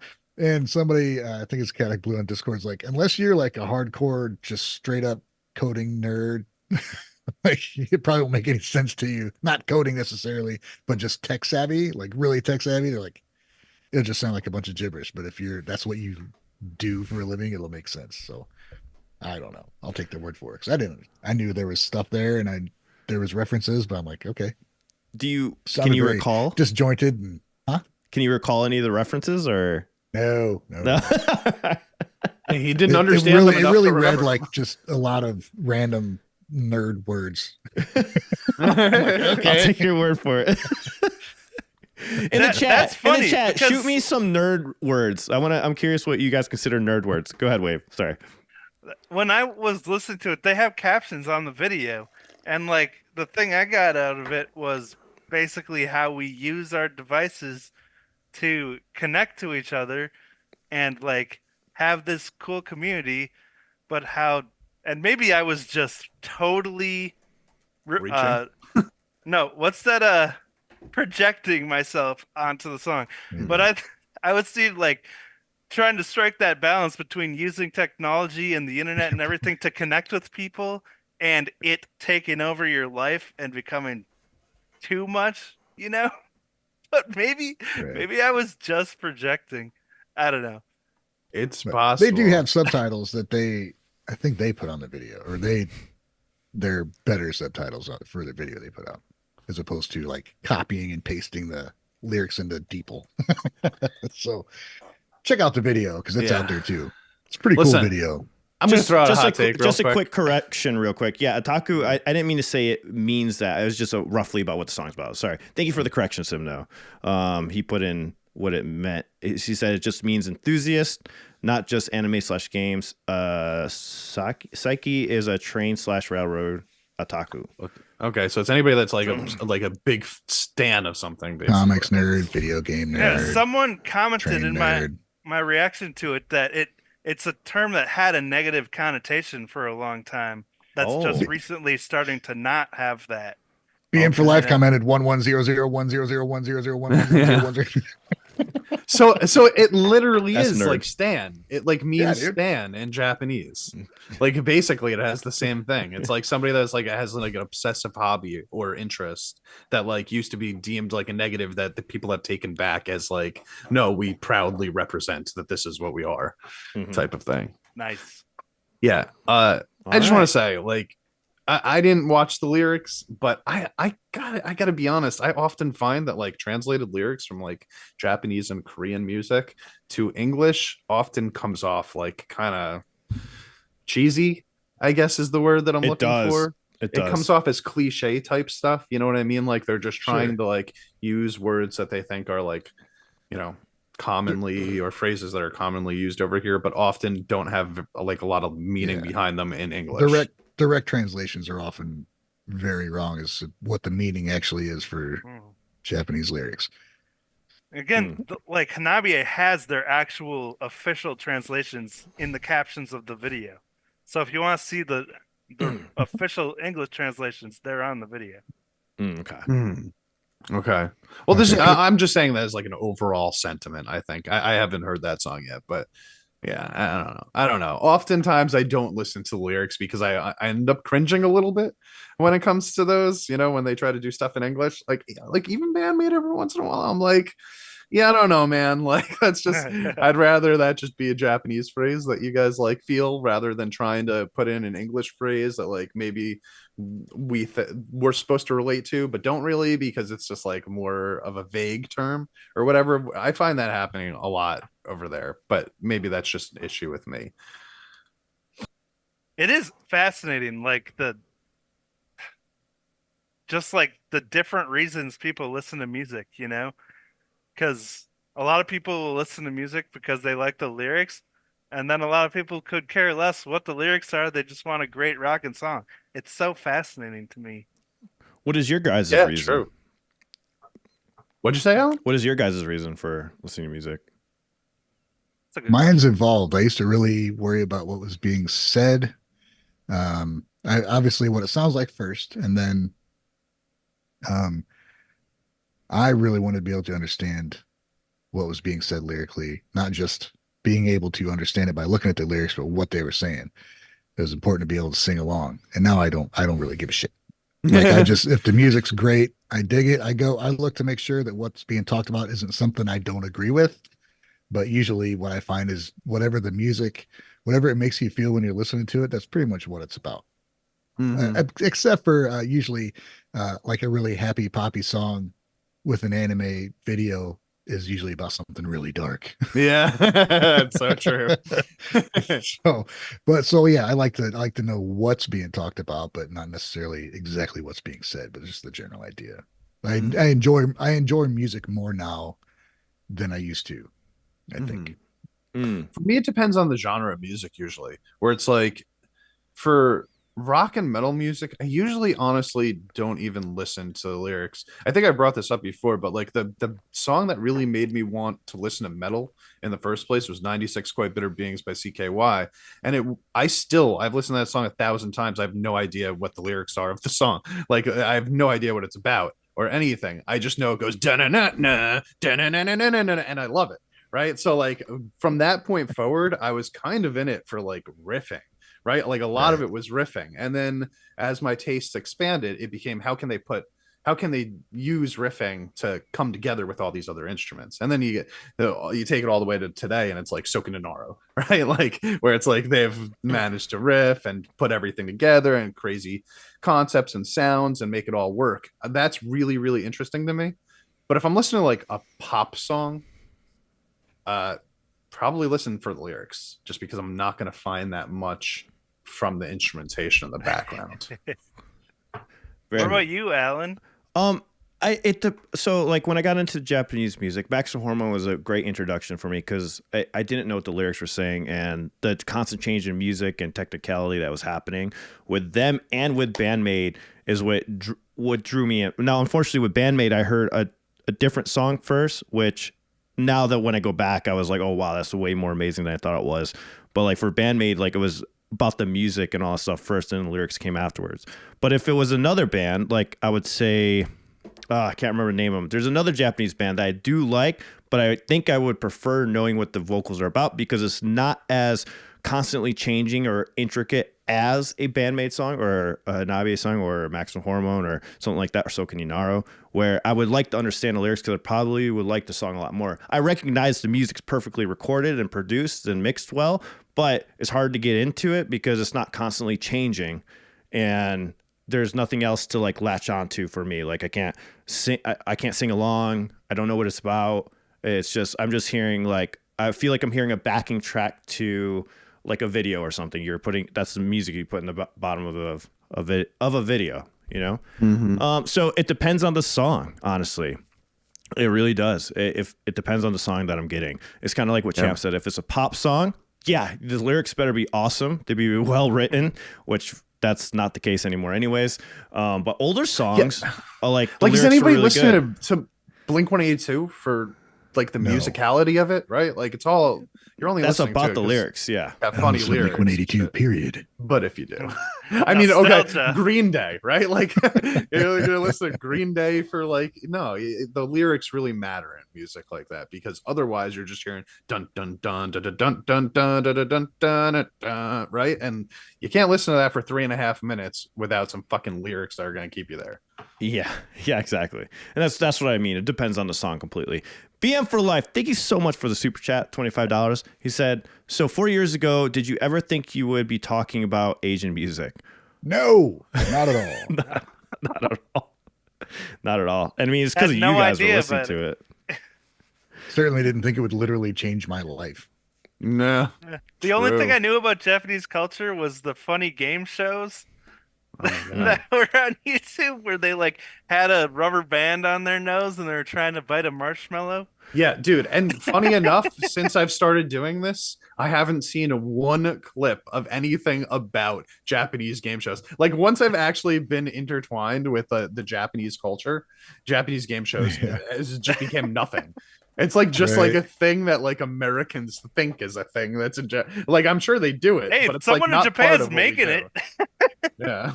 It's so funny though that like, you're right, like that's kind of like all I really, and that and Japanese wrestling, right? Like that's all I really knew about it. Takeshi's Castle and a few gangster movies. That's about all I knew about. Yeah, For me, except I didn't watch Takeshi's Castle. I watched the American version of it. But Yeah, well, MXC. yeah, is that That's what what it was called. Maximum Extreme Challenge, Maximum Extreme Elimination Challenge, or something. Yeah. Think outside the box. to That's add for to sure. what Ryan said about like changing my life, I agree with him on that. And also, it changed how I appreciate and listen to music. Now that I've like cleaned up my act and been starting playing a lot more, older songs I used to love, I appreciate those older songs a lot more now too. Not just Japanese music. They made me appreciate some of the other songs I used to love a lot, which is I never thought would happen. I think Ryan's had this epiphany too. Going back to all those older songs, you're like, holy shit, I didn't For sure, realize they dude. did Yeah. all that, you know? Well, dude, I didn't listen to music for headphones since like high school. Like it was Yeah. always in a car or whatever. And now I listen to music all the time with headphones. And now I go back to some of the stuff like, I've heard for years. I'm like, oh my God, there's so much going on that you don't hear. Mm, Dude. yeah. Yeah. That's so That's awesome. heartwarming, dude. Yeah. Love that. And then plus this podcast. Yeah. True. On this podcast. This would not exist if we never got into this at all. Yeah. Right? Yeah. It's like you said, it's totally changed my outlook on music. Like I think first discovering Yoyoka and just really noticing the total contrast in her approach to music and her attitude with it. It wasn't about getting attention and shocking people and impressing people. It was literally like she loves doing this and she respects other artists, other people, and she shows respect for other artists and everyone who watches her, appreciation. And that's something I was not used to seeing from the Western bands I was listening to, that mutual respect for other artists. And I feel like it's been rubbing off on Western bands now. Like it seems like so many more people are collabing these days, but Mhm. like it's something I wasn't used to seeing, like them all being on the same team because they love music. It's like this really special human connection that we all have to be able to, no matter what language we speak, we can all lock into this beat and this melody and just like all be united in whatever we're listening to. It's so cool. The one good thing about the internet. Yeah. Making this possible, Yeah, true. Yeah. I'll be honest, I don't feel like it changed like the way that I view music, only in the sense of like I feel like when I started hearing Asian music like truly for the first time, maybe in like back in like 2016, 2017, it was more for me like, oh, finally I found the shit that I knew should have existed, but Mhm. I had no access to. I didn't know that it actually did exist. Yeah. But in my head, I wanted it to be out there and I wanted to find it. And it Yes. wasn't until I found literally K-pop, it's such a weird thing to say, but like K-pop is what brought me to J-rock, like 100%. And it was because I was just like, this is so much more difficult to put together than American pop music is. And then that just made me start listening to the other Asian stuff out there. And I was like, this is what I always wanted. Like, this is what I always thought music should sound like, for my personal preference, obviously. But like, I didn't think I was ever actually going to find it. I thought it was like a pipe dream in my head, right? Mm. And Totally this agree. like really just made me go, oh shit, people actually are awesome at music out there, like at writing music out there. Thank God. I gotta listen to this exclusively now, obviously. Yeah. Yeah. And I should give context too. 'Cause I never talked about why I like music. Mhm. The For me as a kid, it was kind of like music was the thing that I did because I didn't have internet, you know. It was my hobby. It was what made me special because I was really ignorant to what was going on anywhere else. I was just like in my own little world. I was a nerdy drummer that didn't really have any friends, and so that was just my identity. I was like, it was about trying to impress other people, you know, and that was kind of my mindset going into it. And then when I did start on YouTube, like I took criticism really poorly, and I was critical of other musicians because I was like seeing it as a competition. And I was too young to be on YouTube, probably. I shouldn't have been on there like unsupervised. But uh that's why my viewpoint totally switched because I was like humbled by discovering this other music community and being like, dude, I'm nothing compared to these musicians, you know? I'm just like a I can't do anything, you know, compared to these You're people. something, Wave. Why do You I can do a think I'm lot more than a special? lot of people, my friend. Yeah, I agree with that. But I understand the sentiment. Yeah. But yeah, Yeah. they still make me look like a, you know, like I'm a beginner basically because it's such a fascinating music scene, and I think it's because of what I've been learning about with the ikigai thing, having your purpose for a living and like really committing to it and doing it the best you can. Like they just take Carry so on much living. pride in what they do, you know, and make it the best they can. It's so cool. Hell yeah, man. All right, guys. Band-Maid has an announcement. Band-Maid. Go Ryan. All right. So, what's going on with Band-Maid? Well, you may have heard Incubus invites Band-Maid as a support act for a Tokyo show. You can see on the Guide You Guys podcast website, an article by Jonathan Lane. And what couple things, there's a photo that was put out by Mike Einziger back when they were at, was it Point Fest? And he's like the same size as Band-Maid. He's a little guy. I was just kind of surprised by that because, you know, Oh, you mean his actual physical yeah, stature? he's like literally Oh. shorter than Akane. I'm like, Oh, I whoa, thought you right were. on. I thought you meant their popularity. He's a little guy. Yeah, he's a little guy.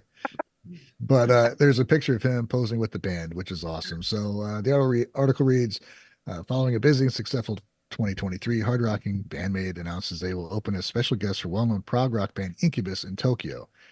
This show is on May 1st, will be the last stop for Incubus following 15 shows in New Zealand, Australia, Singapore, Malaysia, Indonesia, and the Philippines.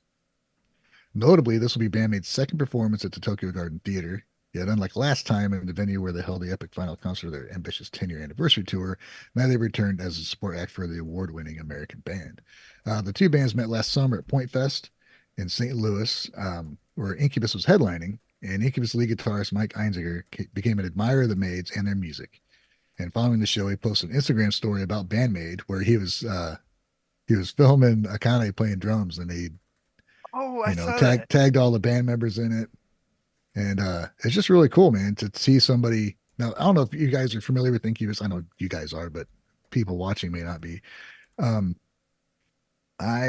been it's a band I mentioned a lot when I first discovered Band-Maid, and that's one of the few bands I could draw any comparisons to, just because the skill level in that band between each member was just phenomenal. Fantastic vocals, fantastic guitar, interesting bass, interesting drums, which a lot of bands just weren't doing. So I drew comparisons to him. So for me, seeing these two do something together is pretty awesome, man. And just knowing that Mike was like, this band's amazing, and took the time to meet him and everything, and, you know, contact him to go to Tokyo. That's fucking cool. That's funny because I saw this just yesterday. YouTube put that short in my feed of him filming Akane, and she's like singing along with No God and looking at the camera. And I scroll down, I see your comment there from like 7 months ago, being like, I'm so happy to see these two bands I'm a fan of coming together. Or something. And they're a special guest. It's not, opening. I don't know what the difference will be, but I have one of my first comments was they're not going to be playing to a crowd that's getting seated like they did for Guns N' Roses. I think it's going to be more a legit show for them as opposed to being an opener. I mean, they're opening for them, but it's not going to be why people are like milling around. This is an amazing matchup. I think you couldn't have picked a better band to do this with. I think it's a really good fit. Yeah. So you guys are all fans of Incubus, huh? I'm not like a crazy fan. I appreciate them more now than I did. I didn't like them when I was younger because I thought it was so strange and weird, but now that I like started playing guitar and stuff like that now going back, I actually like it a lot more. That's why I asked you guys for album that I should check out first, and that's what I'm actually checking out this week, so I can go revisit it because I only heard their hits, so that's why I want to go back and actually check out the album. All I've heard is Drive. Whatever. So much more. So I did read an article from Point Fest when Incubus headlined, and the person writing it was like, they were good, but it's like they played their more mellow songs, like their mellow hits, because they got some stuff that goes hard. Yeah. And I'm like, I don't think they're gonna do that this time, like, because they know what Band-Maid can do, and they're not gonna follow them and like not freaking play their best show. What if Band-Maid just plays all their slowest songs? Then it'd be a great match. I don't know. That's what I have as my playlist called Band-Maid Cry on Spotify. Just a bunch of Band-Maid and Incubus songs. Right. Incubus definitely they have an arc to their music. Their first Fungus Among Us, and then Science was their first big album, and it was heavy. There's lots of screaming and shit, and then they did mellow out as they went on, but the musicianship was always there. Hell yeah. I'm thrilled. Whoa. Okay. I gotta check them out more. Yeah, okay. Guys, Tell me. also don't forget What? Ohrenje's manga thing is coming out for Band-Maid, so make sure you check that out too. Champ, did you have more? What is Champ? No, I holding think in? I think Wave would like Incubus a lot, based on the music that he's talked about that he liked, growing up and stuff like that. Incubus was probably a band that you'll really dig when you dig into them a little bit. Cool. For me I love personally, drums. I don't think there's much there for me. Honestly, I've listened to maybe like 10 songs of theirs before. I haven't found one that I love. So you've heard the radio songs? Yeah, all the stuff they've come out with on the radio, basically. Yeah, that's not really representative of what they do for me anyway. That's Yeah, why you I gotta have check them heard out. that Like Ryan they're- said, they have heavy songs, so maybe Yeah, I've you heard might their like older them. B-sides were heavy. Or Yeah. I don't need them to be heavy either. Like, I'm not like, I don't always listen to heavy music. It's just that, like, I know you listen to K-pop. Come on, man, give them a exactly. chance. Well, that's the thing though. That like, I guess K-pop. when I was young, I never found their radio hits to be what you guys are talking about. They all right need to now, be which wearing a is, like, dress for Champ so you can listen to him. That's kidding. it just needs to. They just need to be hot. They need to be hot and in a dress. I understand. You want that extra 10%? That's what you're gonna do. Okay? Dang it. But it's only 10%. You got to get the first 90%. You got to be talent. All right. I gotta. Is there any more Band-Maid stuff you want to shoot out, Ryan? Before I move on. Nah, man. Just if you can see them, see them. They got their special shows coming up, their spin-off shows from, like, because they didn't give us enough during their farewell show, they had to just put out another show, which is amazing, dude. And it's a full show. Then they're doing their acoustic show, which is going to be live instead of recorded like the Christmas one. So that's going to be pretty awesome. Do we And know then they where got that is? I don't know offhand. I'm sure somebody in the chat does. I'm just curious, like, what find the it. like how many people are going to be there to watch the acoustic one? I think it's fan club only. Okay.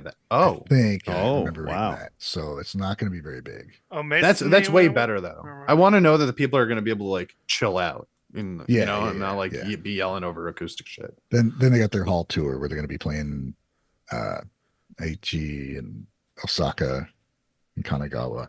So Cool. Yeah. more stuff, and they're working on stuff. Psyche, I think, put out a tweet about their recording. So it's just cool, man. I'm happy. Hell yeah, man. Lit. All right. I need to make some corrections. I made a mistake last week. about Lonesome Blue. Oh, a lot of mistakes, actually. Well, they don't have another member yet, but they did just lose one member, and they did release something just recently. It was that Christmas thing, I believe.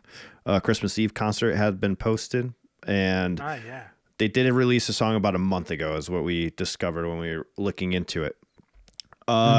They did have their support guitarist.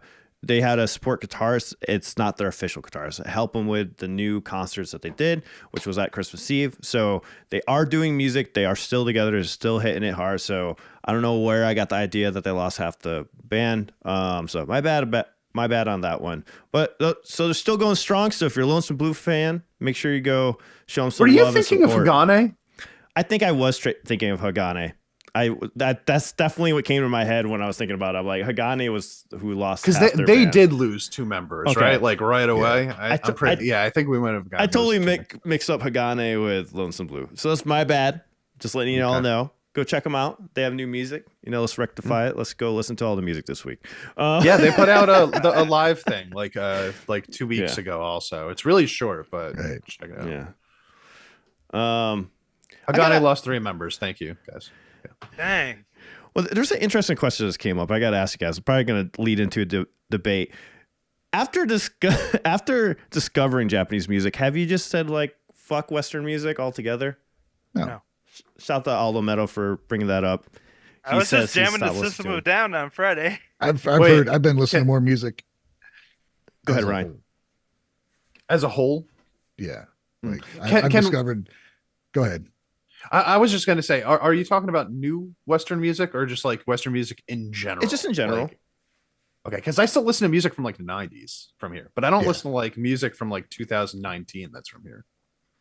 Okay. What about you, Ryan? What were you about to say? I was limited to Western music, and now I don't eschew Western music, but I listen to music from all over the world now, which is pretty. There's just a lot more to hear. Yeah. So people bring in stuff. Well, here, check this out. Then there's Albinian on live streams. He always pulls up stuff from the 90s, and it's like, dude, I wish I had been hearing this band because it's an amazing music. There's some amazing stuff going on. There's been amazing music the whole time, but what gets put out in front of you, god dang radio. Crap. Yeah, exactly. So you got to dig for it. But it's like the radio. The radio is not even popular anymore. So like, where are we hearing this like mainstream music nowadays? Like TikTok. Realistically speaking, right? I mean, for me, I've been listening to Western music lately, but it's new events that unfold, and obviously they're back from my childhood, right? So that I don't know if I would count them, but Lorna Shore is something new for me. That counts, right? They're from the U.S. Lorna Shore, Spirit Box. I mean, that's an incredible band, I think. And Lorna Shore is really phenomenal. Popular as far as metal goes. Yeah. So Nickelback is still the greatest band ever. Oh, Ryan, how's that cover coming along? Great. It's right. I just started in the trash, and that's where it's going to stay. Everything it deserves. Oh man, where's Eric? I would love to have Eric. Eric will defend Nickelback to the ground. It's hilarious. Really? Yeah. Hey. Their mixing's great, and they don't necessarily write bad songs. I just don't like Chad Kroger's reason for writing music. And he's not a bad singer either. It's just like, dude, they are to me the like epitome of easy listening, right? Like I feel like anybody can do exactly what they did. That was his whole ethos. He didn't want to be unique at all. He wanted to be just like popular stuff, and he did, and they succeeded. Good for them. Yeah, exactly. They leaned into it. They did it. I got a question though. Would you? All right, if you knew you're going to become Nickelback, would you do that? Would you lean into it? Would you do it to have a successful music career? Like Ryan, you're just starting off. You're a wee lad. You're like, you know what? You have to do Nickelback music. You're gonna be successful. You're gonna be famous. Would you do it? Yeah, I'd have got famous doing country, and then I would have said, "Fuck you! I'm gonna write my own music." After I made enough money to do what I wanted. No, but that can't happen though. You're stuck. Like you're stuck doing Nickelback music for the rest of your life. I don't even know how to answer that. I mean, it's just it's a fun question. It's fine. I could tell you I wouldn't. It wouldn't happen. What happened? No, I I don't think I could. mind. Dude, yeah, I don't think I could ever play music and or listen to it, especially the practice sessions. You know, live is one thing, right? But like to have to go to practice sessions playing music that you don't like playing and have to do it over and over again and pretend that you feel good about it and pretend that you have pride in it. I wouldn't be able to do that. You know what I mean? But like I do understand that people fucking, I told my friends back then when they were popular, Nickelback's gonna be around for the next 30 years, I promise. And I was wrong, apparently, but they were so popular. Still around, dude. But yeah, but they don't have like that status that they used to have. Yeah, but when they go play somewhere, they fucking sell it out. Yeah, they do. But everybody talks shit about them. I don't understand. Well, they weren't selling out right even, after you. They weren't selling out even in their prime though. I remember them having to pay people to go to their shows. So like even when they were on the radio all the time. Eric brought up a good point. He said this to me. He's like, people just shit on Nickelback because it's the cool thing to do. That's what he said. Shitting on them before it was cool. Yeah, that's what I'm trying to say. I'm not saying that you're doing that, but I have to agree with him because you're right. Everybody you talk to shits on Nickelback, but then everyone goes to their show. Right. So Cynical B makes a good point. Why do we always end up talking about fucking Nickelback on this show? They're probably the most talked about band on this show. Fucking assholes, quit. I'm gonna change the podcast to Gigi loves Nickelback. Ryan, what did we say when we were doing the tier list? We had to have a roof and we had to have a floor. Nickelback is our floor. All right, we gotta know where the bottom is. That floor is a heck of a lot higher than what I was hearing on the radio last night. So I mean, yeah. Is it? I mean, yes. Okay. They have guitars in the band. See, for me, I absolutely love performing in front of people, so I don't really care what genre it is. Like, I just love entertaining people. That's why I joined this pop punk band in Boston. I was like, I don't care. I fucking love it. I love the high energy. I'm going to go out there and perform it. I would never listen to it. It's just like when I was in a power metal band. I absolutely do not listen to power metal, but I love playing it. Like I love Alan's playing almost face. anything. It's just I just love it. What? I said like face? Alan's face. Like my face. What do you mean? There was a like thumb thing on your face for a minute. Oh yeah, because this stupid thing. Yeah, I need to turn that off. Yeah. Big thumbs up. But yeah, like the video if you haven't yet. That's just me though. I absolutely love performing. I can imagine it getting old. Maybe it's because I don't do it a lot like I used to. I'm going to start doing it a lot. But maybe that's what it is. But even if it's a band, I'm like kind of like iffy about it. I don't care if I'm playing the guitar and I'm on stage and I could do some backup vocals, do guitar, and I get to like interact with people. I love that aspect of it so much. I don't mind. Okay. I don't mind what I'm playing. You know what I mean? It could be pop punk, it could be metal, it could be country, it could be pop. I don't care. Yeah, That's my take on it. I hear you. I think what you said about the length of it though, it's probably the thing that would throw me off because I had the length fun of what? of doing that, like playing music that you're not necessarily a fan I did of. exactly what you said when I joined a fucking modern country band because I'm like, I'll be playing. I'm helping my friends out, and then after a while, I was like making excuses as to why I was still in the band. I'm like, I can't do this shit anymore, dude. Yeah, like I you're can't making do this shit anymore. You're almost doing it to yourself. You're like convincing yourself, like, what am I okay, doing? I like this, right? But it's like in reality, you're thinking, God, this sucks. I hate this. Because then you find out maybe the people that like the music aren't your favorite people. Ooh, So Would you what am I rather doing in play- front of these fucking people? Would you playing rather music play I in a don't like. country band or work at Walmart? Work at Walmart. I'd rather be in a There you country go. band. Yeah, but Ryan's got a good point. So I'm in a band called Kometa. We do pop punk, and I like the guys that I'm working with. They're fucking awesome to work with. Grant and I have done multiple like little shows like on the streets and stuff together, and we have such a blast. We're running around like maniacs. It's fun. You're right. I'm definitely playing with someone that I enjoy playing with, right? So I guess that would be my caveat is I have to be good friends with the people I'm playing with, because then it doesn't matter what we're playing, because we did everything from Black Sabbath to Boston to pop punk.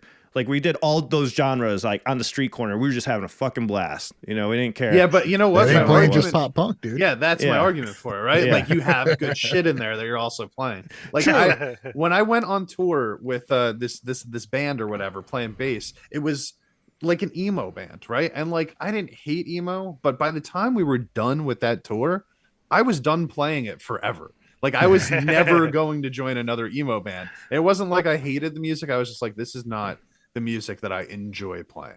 You know, it was like I really felt like I was doing it just to do it.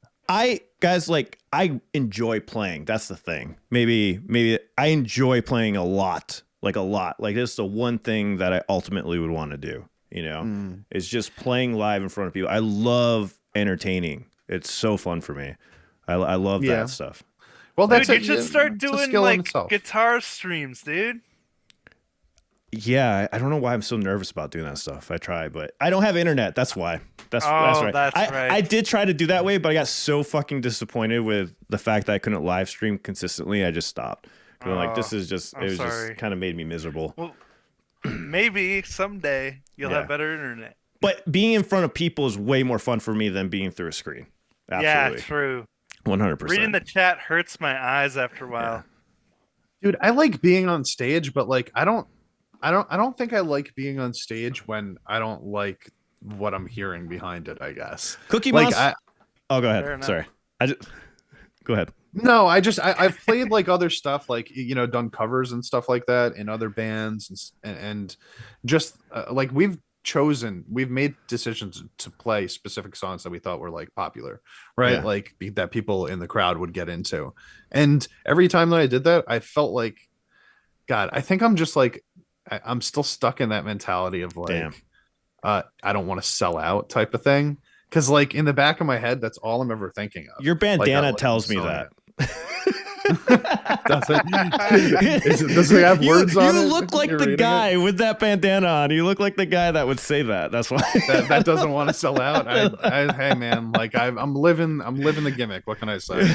I really don't. It makes me feel shitty. It just does. So like I could see why people wouldn't feel that way. You just want to play like you just want to get on stage. Cookie Monster said it best in the chat. He said Alan would be an idol if he was born in Japan. 100%. Yeah, I 100% agree with that. He probably would be. Yeah. And that's very far away from what I would actually enjoy about the music playing aspect. I like writing more than anything else. Yeah. The behind the scenes stuff. All right, guys. Anything else you want to say on that? I thought that was just an interesting question. We can move on to the songs of the week. Nope. Songs of the week. Ryan. Songs of the week. What were they? Songs of the week. Where's our jingle? Weren't we going to get a jingle for this? Oh, yeah. What the heck? Someone in the chat, make us a jingle. We could make one. We got 4 musicians, but we don't want to make jingle us, chat. I could make one, I guess. Yeah, I could do that. Anyway, so we have 4 bands. We got Komsume, Ailifdopa, Dragdown, and I think it's called Elm. I'm not sure how it's. Yeah, it's Elm. Okay. Whoopsie. I'm going to talk a minute about Dragdown just because some cool stuff happened with them this week. I did sent them. I'm so sorry. Sent them some questions, and they got back to me right away.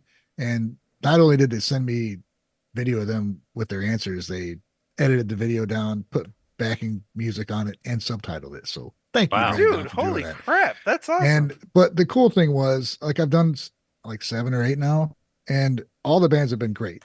But then Dragdown, even they kept up with kind of my stuff I shared on Twitter and kept in contact, and just what they put into the music is really cool. And then they had a video premiere this week, and if you bought a CD, they put you as a sponsor for the video on the back of their video and in the description. That's so and nice. I did buy the CD, and they actually put my channel link in the description, and they listed their sponsors at the end of the video. So super appreciative of the fans, and it's a really cool interview. They said, and there's a fan page on note.com, which I didn't even know about, where they talk a little bit about behind the scenes stuff. And the singer Aikoku said that she even shared some things that she hadn't ever talked about really about the music writing process. And that's what I love to get when I ask these bands these questions. So that's my connection to this band right now, and this song, which just came out, it's pretty goddamn heavy, and it's chock full of riffs. I don't know, guys. Did you guys get a chance to listen to everything? It was absolutely Yeah. fantastic. It was my favorite song by them so far that I've checked out. I thought I had already heard it before, but I absolutely love that song. And I love Definitely where the they're heaviest too, right? And then I discovered it's that I pretty knew the drummer. I didn't even know it. We've talked before on Twitch when going in his chat. He's actually tried to play some of the Dakota covers, Maximum Hormone and our original. So I was like, oh my God, I didn't realize he was in this band. It was Tatsuki's their support drummer. Kenji's the guitarist and the songwriter, and Aikoku is the singer. he's just support? Lyricist. The drummer, yeah. Oh, But okay. Kenji said he always supports him, so I think he's okay. like their go-to guy. Regular Alright, support. I can't remember what the bass player's name was right now. He told me last night. I asked him about it, but because I went live after that, and then Kenji, the guitarist, joined my chat. I'm like, oh shit, cool. I showed him some of my songs. He's like, that sounds great. I'm like, freaking cool.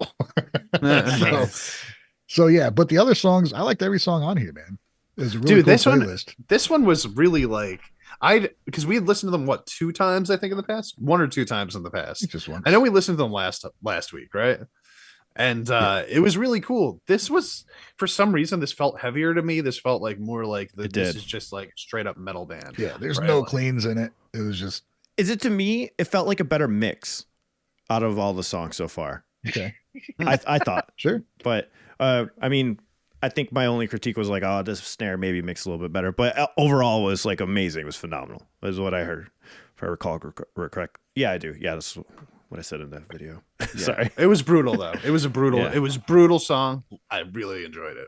And Headbanger. I think in the description, Aikoku said, or somewhere, I think it was on that note.com, she said she wanted to write a song that if maybe you're down and you're troubled and you're just mad, hopefully this will make you feel better, just and get you some release. That's why I listen to So- heavy music. Yeah, man, that's what most people do. Most people listen to heavy shit are actually pretty chill, as opposed to these uptight people that listen to like pop radio. It's like that's why listen to something heavy. Yeah. Yeah, get it out of your Release all your system. aggression, man. Take a dump once in a while. Sure. Musical Wait, dumps. what's, So Wave listens to heavy music on the toilet. All clogged up. I just imagine. Oh my God, never mind. So anyway, Komsume I had heard earlier this week, and I really dug that. Some cool punkish, but just other avenues are taken during that song. It's a really cool song. Ailifdopa was pretty nuts. Very much reminded me of like What did you Mr. think? Bungle and Maximum Hormone and 12-foot ninja type, just whatever the fuck they want to do kind of music, which I really dig. He's a Japanese Mike Patton. I'm telling you. Like that's what I would say. Is I he? love that song. The way he Okay. sings. Oh, you know what? You only heard that one song. I was going to request a different one from you guys, but I was like, I'm pretty sure that you guys hadn't heard of them yet, so I showed you that one first. That was the first song I've I ever seen heard. 1 or 2 songs before. Yeah. I think just one on the live stream. And Elm was really cool. I enjoyed all these songs, dude. It's really cool. Yeah. Yeah. I didn't like Champs, but we'll get to that. Okay. Oh, okay. Yeah. I really hated his. Yeah, I don't know Bothered why. the fuck I out think of it's me. great. I'll just Should tell we you, get into that? It's so annoying. We'll wait till we'll let you guys talk about songs first, and then I'll tell you my Okay, gripe with okay. Champs pick. Well, someone. I didn't hate it, guys. Just really disliked it. It's basically hate. Okay. Simno mentioned Kraken. Speaking of Kraken, My right hand thumb is a kraken. Dun dun dun dun dun dun dun. so we talk about Alan's song. That was the Well, lift. we're gonna go over the list. So you go ahead, Wave. Go ahead and talk about how you feel about the songs. Oh, Yeah, all of them? yeah. Ryan just did his. He just talked about all of them. Okay. I guess I wasn't listening that well. I thought we were still talking about Dragdown. No. It's okay, Wave. We got you, man. We got you. Yeah, Ryan's song, awesome headbanger feel. I loved the guitar harmonies in that. It was nice. Champ, I think Champ might have been my favorite. I'm actually Someone not. said it- I'm not surprised that Wave liked it and Alan didn't. To be totally honest, that's kinda kind had of what it- I expected. My reasons are not for what you think. I'm telling you that right now. Okay. It kind of had like a jazzy feel to it almost. And really interesting bass, sassy vocals. Mm-hmm. I enjoyed it. Alan's it's pretty good. I liked the change up in the middle. That like what was it like random reggae Yeah. cracking. How can you not sing that line? My right hand thumb is a kraken. And it was so out of nowhere too. Yeah. Great. Nobody And realized then- he shit out fish during that video.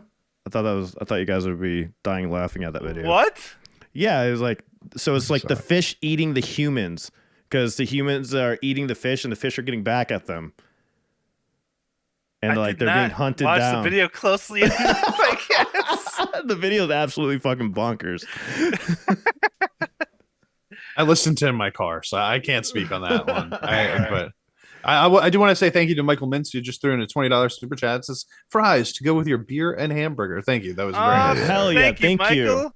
Now we just need someone to get us the milkshake, and we're all set with the full course meal. No, I was kidding. I appreciate it, guys. Thank you so much. Thank you. You just ordered a $5 shake. I love that line. Sorry. Go What? ahead, Wave. Wave? And Still then going? the Komsume song that I picked, which I can't remember what it was called. Do you have a list? Yeah, it's what the hell happened to it? Oh, Don't think. Okay, yeah. Dude, just a fun, upbeat sound, cool guitar riffs. Pretty But chill. how did you find it? It has 98 views on it. Cynical B requested That's it. crazy. On Well my done, stream Cynical. spread. Well, Friday. that's the topic too. I wonder if they got. That's what I was Yeah. thinking too, Ryan. It's not on their other channel though. Their main channel Oh, only okay. has one music video. Damn. So this was a new EP that just came out like this week, I think. Right on. It's cool. I dropped the link for you all in the chat too. If you're listening on Spotify, the link is available to all the songs that we checked out this week. If you guys want to check them out. A varied list of songs here. Yeah, A lot of this is different this stuff going on. This has the most diversity of what we've chosen, I think, as a tandem since we Love started doing that. this. Yeah. All right, Wave. Well, Something for everyone. what was it called? Ailifdopa? Is that what? Yeah, Ailifdopa. Yeah, I loved that. I didn't know what to expect going into it. When I came out of it, I was like, "That's fucking awesome!" It's all over the place. I thought That's from the my beginning, brain honestly, right there. All right. the first like 45 seconds, I was like, I don't know if I'm gonna like this. And then it was like the cleans came in and the genre shifted for 47 times, and I was like, all right, so like, yeah, you know what, I'm in. I could get behind this. I definitely want to hear more from them at this point.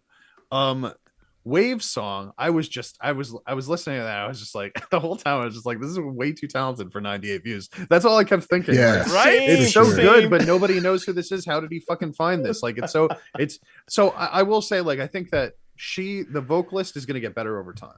I think that she's got a really unique voice, but I guess because of the size of the band, they haven't really gotten that like the perfect the Allen down, the perfect mix down. I don't think it felt a little separated from the rest of the music, but the writing of the song really fun, Interesting. really catchy. Yeah, very interesting because that's not what I'm gonna say about it. Like, go ahead though.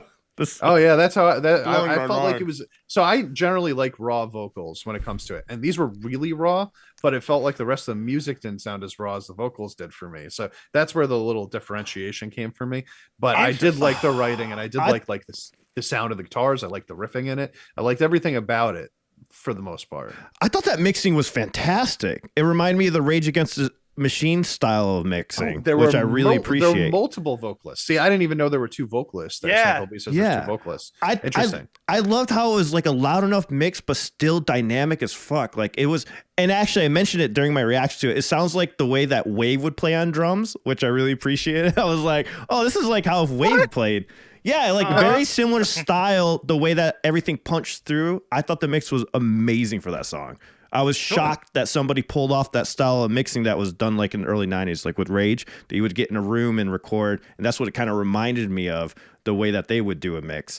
So I liked the very minimalistic approach to it, but also it sounded really, really professional and very good. But that's just me. Okay. And then what was the last Ryan song? What was that called? I'm sorry. Leave or Die. Dragdown. Leave or Die. The Dragdown one. Yeah, Yeah. I already talked to that one. That was fucking brutal. I like that a lot. And then the one that I picked was this. This was just like a random ass thing that popped up on my YouTube. Like I said, I have like 10 videos saved right now that I kind of want to show you guys as we do this. This week I went with like the lightest one that I had, just because last week we had like a bunch of metal stuff. And this one, I'll be honest, like I was listening to this and I kept thinking like, this sounds like Fiona Apple, but like What? but heavier. And I was like, Sure. and I really Earlier liked stuff. that. I was like, Yeah. fucking sounds like mid-90s. I guess I need like to listen to alt rock, Fiona but heavier. Apple. I guess really gotta go- liked it, man. Yeah. That's hilarious. Did you not get that sense, Wave? The Fiona Fiona Apple? Apple. Yeah. That would have never crossed my mind. That's It reminded me Are- of the do you song mean the Criminal. vocalist or The overall tone of it reminded me of Criminal, like just that song in general. I don't know that song. Except that it was that's Me her, neither. her biggest. It's only a song that you would know from her. But Oh, like, the only song I've heard is her cover of Across the Universe. So oh, okay. Well, yeah. She had like one really big hit in the mid-90s. It was called Criminal. And it's got that kind of like bluesy feel to it or whatever, and like a bit of that like kind of I don't give a fuck vocal sound, you know, like she like this girl has also, where it's like she's singing, but you could tell that she's kind of like whatever. You know what I mean? I definitely got Dude. that, man. Yeah. I dig And, it. and like I totally love. I'm so envious of that, dude. I love that. Wow. Yeah, it was yeah, and I was just like, I just ultimately thought it was like a chill vibey song, but with cool ass like instrumentation to accompany it, and the I don't give a fuck attitude. So I really liked it. Wow. Oh man. I All want right, I to. want to hear what Alex.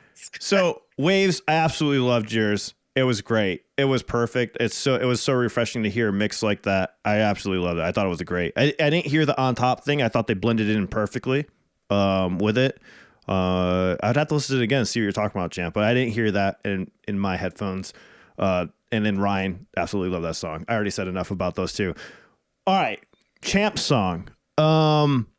I love her vocals. Which, by the way, it looks like they're called Nire, Nire. It's not what the translation comes out to, I guess, for us, but that's what Nire? their channel tag is. So- Nire? So Yeah. Champ's song, vocals are phenomenal. I like what they're playing and stuff. I'm surprised you guys didn't hear this. There's this annoying fucking sound pad the entire song, and it was just driving me absolutely insane.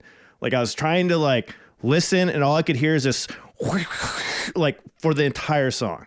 Like if you guys listen to it again, maybe you guys were able to ignore it, but there's this weird like sound design that's going on, but it's there the entire time. And I'm like, why the fuck is that there? And I was like, because I loved her voice so much, and I'm like getting into it, and the sound thing just like kept throwing me off. I was not happy with it. I was not happy with the mix of that song at all.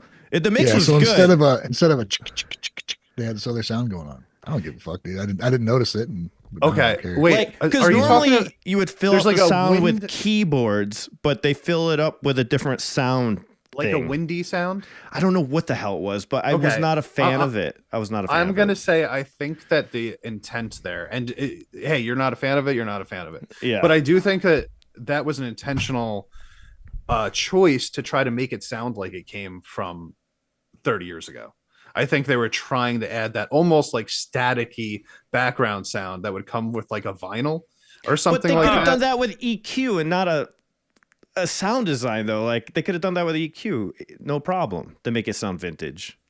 Is my argument. I guess I don't Same. really hear it as strongly as you. Like I hear it as like a very, very background sort of like. I mean, I don't I'm know, using like, my it's mixing really not headphones, doing so anything maybe to it's Oh, just yeah. showing it. I don't know. It just drove me nuts. The song is great though. It was a good song. Like I absolutely love her voice. I'm gonna listen to another song again. I just did not like that whatever that sound design was in it. It just drove me bananas. Maybe it's because I'm used to hearing a keyboard or a sound pad or a specific sound maybe for that style of music. Maybe I'm so used to the old way of having it done. Maybe that's the case, but I don't know. Just the noise of it was just really weird to me on your song. But anyways, I got to be honest. I'm listening. I just put it on. I literally can't even hear it. Like I'm sure it's there. now you, but- okay, now you but make I me guess think I I'm can't tripping. hear it. I'm gonna With the listen. I'm amount like, of I'm vitriol you trying had towards to. this, I thought it was going to be something I was going to hear and be like, "Oh my god, you're right." But I'm yeah, just fucking listen to the song, dude. I definitely do hear like a little bit of like a staticness all the way in the back, but it must be It's way not more prominent static, on though. your headphones than It's oh not- then I don't hear what you're I don't even know what you're talking about then if that's It's like Guys, it's not watch my static. reaction it's almost like to it. it's almost like a DJ scratch going on. Yes, that's the noise. I do not like that. I like it, but it's the whole song, and I don't understand it. Why it would be the whole song? I wish it was louder. No. Anyways, check out my reaction to it. It's already posted on the channel if you want to see what I'm talking about, because I think I isolated or kind of show where it is. But Is that just like yeah. an annoying frequency coming from the strumming of the guitar? I don't. I think it's that scratching that Ryan called it out perfectly. That's the It part. sounds almost like a like when you have a bad. Oh, I don't know what it is. When you have like a noise in like a shitty phone call where you get this noise every time somebody speaks, like Low Yeah. bit rate. something like it almost sounds like that, but it sounds more intentional, like it's supposed to be. It is hard to tell what's going on because it's so low. But yeah, I did. Interesting. But if yeah that's- again, I'll tell you though- what though, like I'm not gonna I can't watch your video, Alan, because like I've been listening to this song all week, to be honest, and I Watch don't it. want to ruin it. So like I'm not gonna I gotta avoid whatever you did. Alan there. just going around ruining me. I literally didn't Dude, notice it Eric- at all, Eric- and I have a feeling whatever you point out is going to ruin it for Eric- me. This poor band's debut Eric- single. Eric Yeah. absolutely hates me for this. He's like, bro, I can't even listen to half the music I used to listen to because of the whole auto-tune thing. Or are you pointing out when you hear artificial processing on vocals? He's like, now I hear it in every song. I was like, well, it Alan is- wants to drag us all into his misery hearing Yes, everything yes, I in the do. song. I Join am me. not taking Join part. my torment. Yeah, but to give them a little bit of like leeway here, it is their first song, so like whatever, it's the first time that they've tried to produce something, I guess. So whatever that thing is that's bothering you, hopefully they tone it down. for the Nire, next if you're one. watching this, I love your song. Yeah, Yes. I actually love it too. Like I've been like I'm I being didn't honest, say like, I I've been hated the listening to it all week. song. You This guys is are, this is a perfect example of the criticism that comes from a place of love that we just want you to succeed and do Yeah. your best, you know? yeah. Yeah. But I just want to clarify. I did not say I hate the song. I did not say I hate the song. Well, at all. actually, you said it like Well, five you times, said- but then you changed. I it. said no. I said I hate That was just something clickbait. about it. I hate something about it. Okay, like it's not what you think. That's what I was saying, because I knew people are gonna be like, oh, it's because you don't like the song. I actually like the song. Just Alan don't like was that just making noise a in hook there. for the conversation. It's just the noise. Yes. Yeah, I would like for the chat to check it out, you guys in the chat. If you haven't listened to it, check out that song. Tell me how it's wrong on- I am in that video. You could, Go you for could listen to it. I'm just wondering how many people actually noticed that. You know what I mean? Because I'm just curious now because I had no idea. Dude, And I'm I've- usually I've listening to definitely- stuff all the time. I've definitely heard songs where there's one sound that just irritates the shit out of me and I cannot undo Yeah. it. Yeah, exactly.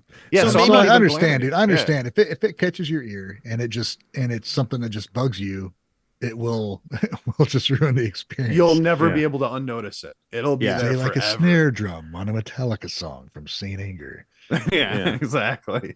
But there's been things where there's like just an electronic little thing, like Yeah. just something in a song, and it's just like, God, if it wasn't for that, I would love this song. Yeah, it Thank you. happens. Yes, that's what I meant. And different things annoy different people in Yeah, music. everybody's got different ears, man. Like the amount of times that I bitch about stuff that people think that it's not worthy of bitching about is like insurmountable, but I for personally, this was like actually probably my favorite song that I've heard come out of Japan like in the last few months that is not a metal song or even necessarily like super like hard rock or anything like that. It's kind of like easy listening music to me. So like I don't know, yeah, a little bluesy feel. I would like to see what people have to say about it. Easy listening like Nickelback. Like Nickelback. Like Nickelback. I'm gonna change this to guys, you guys, Nickelback love. Then I will quit. All right, guys. It is Yeah, it is so I just wanna- 8 minutes past the hour right now. Oh, cheapers. Yeah, I was gonna gotta say go. something. Guys, I hope you enjoyed the show. Thank you so much. If you want to check out the top 10 for the week, it is in our Discord server. You can check it out there. We have the updated list. Also, or you go to the can- website, guysandguys.com. or go to the website. Join our email list on there. because we sent out the newsletter, like that Band-Maid article we did. Shout out to Jonathan Lane for doing that write-up. We have a couple other writers that have joined our team and is helping us with all these kind of things. We are looking for somebody. If you're interested in somebody who wants to clip out the podcast or anybody that wants to learn video editing, I will gladly teach you. We are looking for some help on that end. If there's anyone out there that's interested, hit us up and I'll show you how to do it myself. So yeah, and I just want to say, join the community. Welcome, Jesse, who just joined us, and welcome, Ronald, who just joined us. Thank you guys so much. You guys are making this an amazing experience to do this show, letting us do what we do, and I really appreciate you guys handling the back end for us. Yes, absolutely. So, and thank you everybody for paying for our food today. Also, yes, thanks, Super Chase, man. Yes, thanks for paying for our dinners today. We appreciate it. And also, shout out to Simno for putting this top 10 together. He's been helping us from day one with that list. He does a great job with it. He put a lot of work and effort into it. So make sure you go check that out. And don't forget to submit things for the top 10 on that list. And we have our Patreon where we have our Band-Maid reactions just recently. We're going to record one, I think, right now real quick if we have time. If not, we'll do it next week. And yeah, that's it. See you guys in the next one. Have Adios, all. everybody. See you.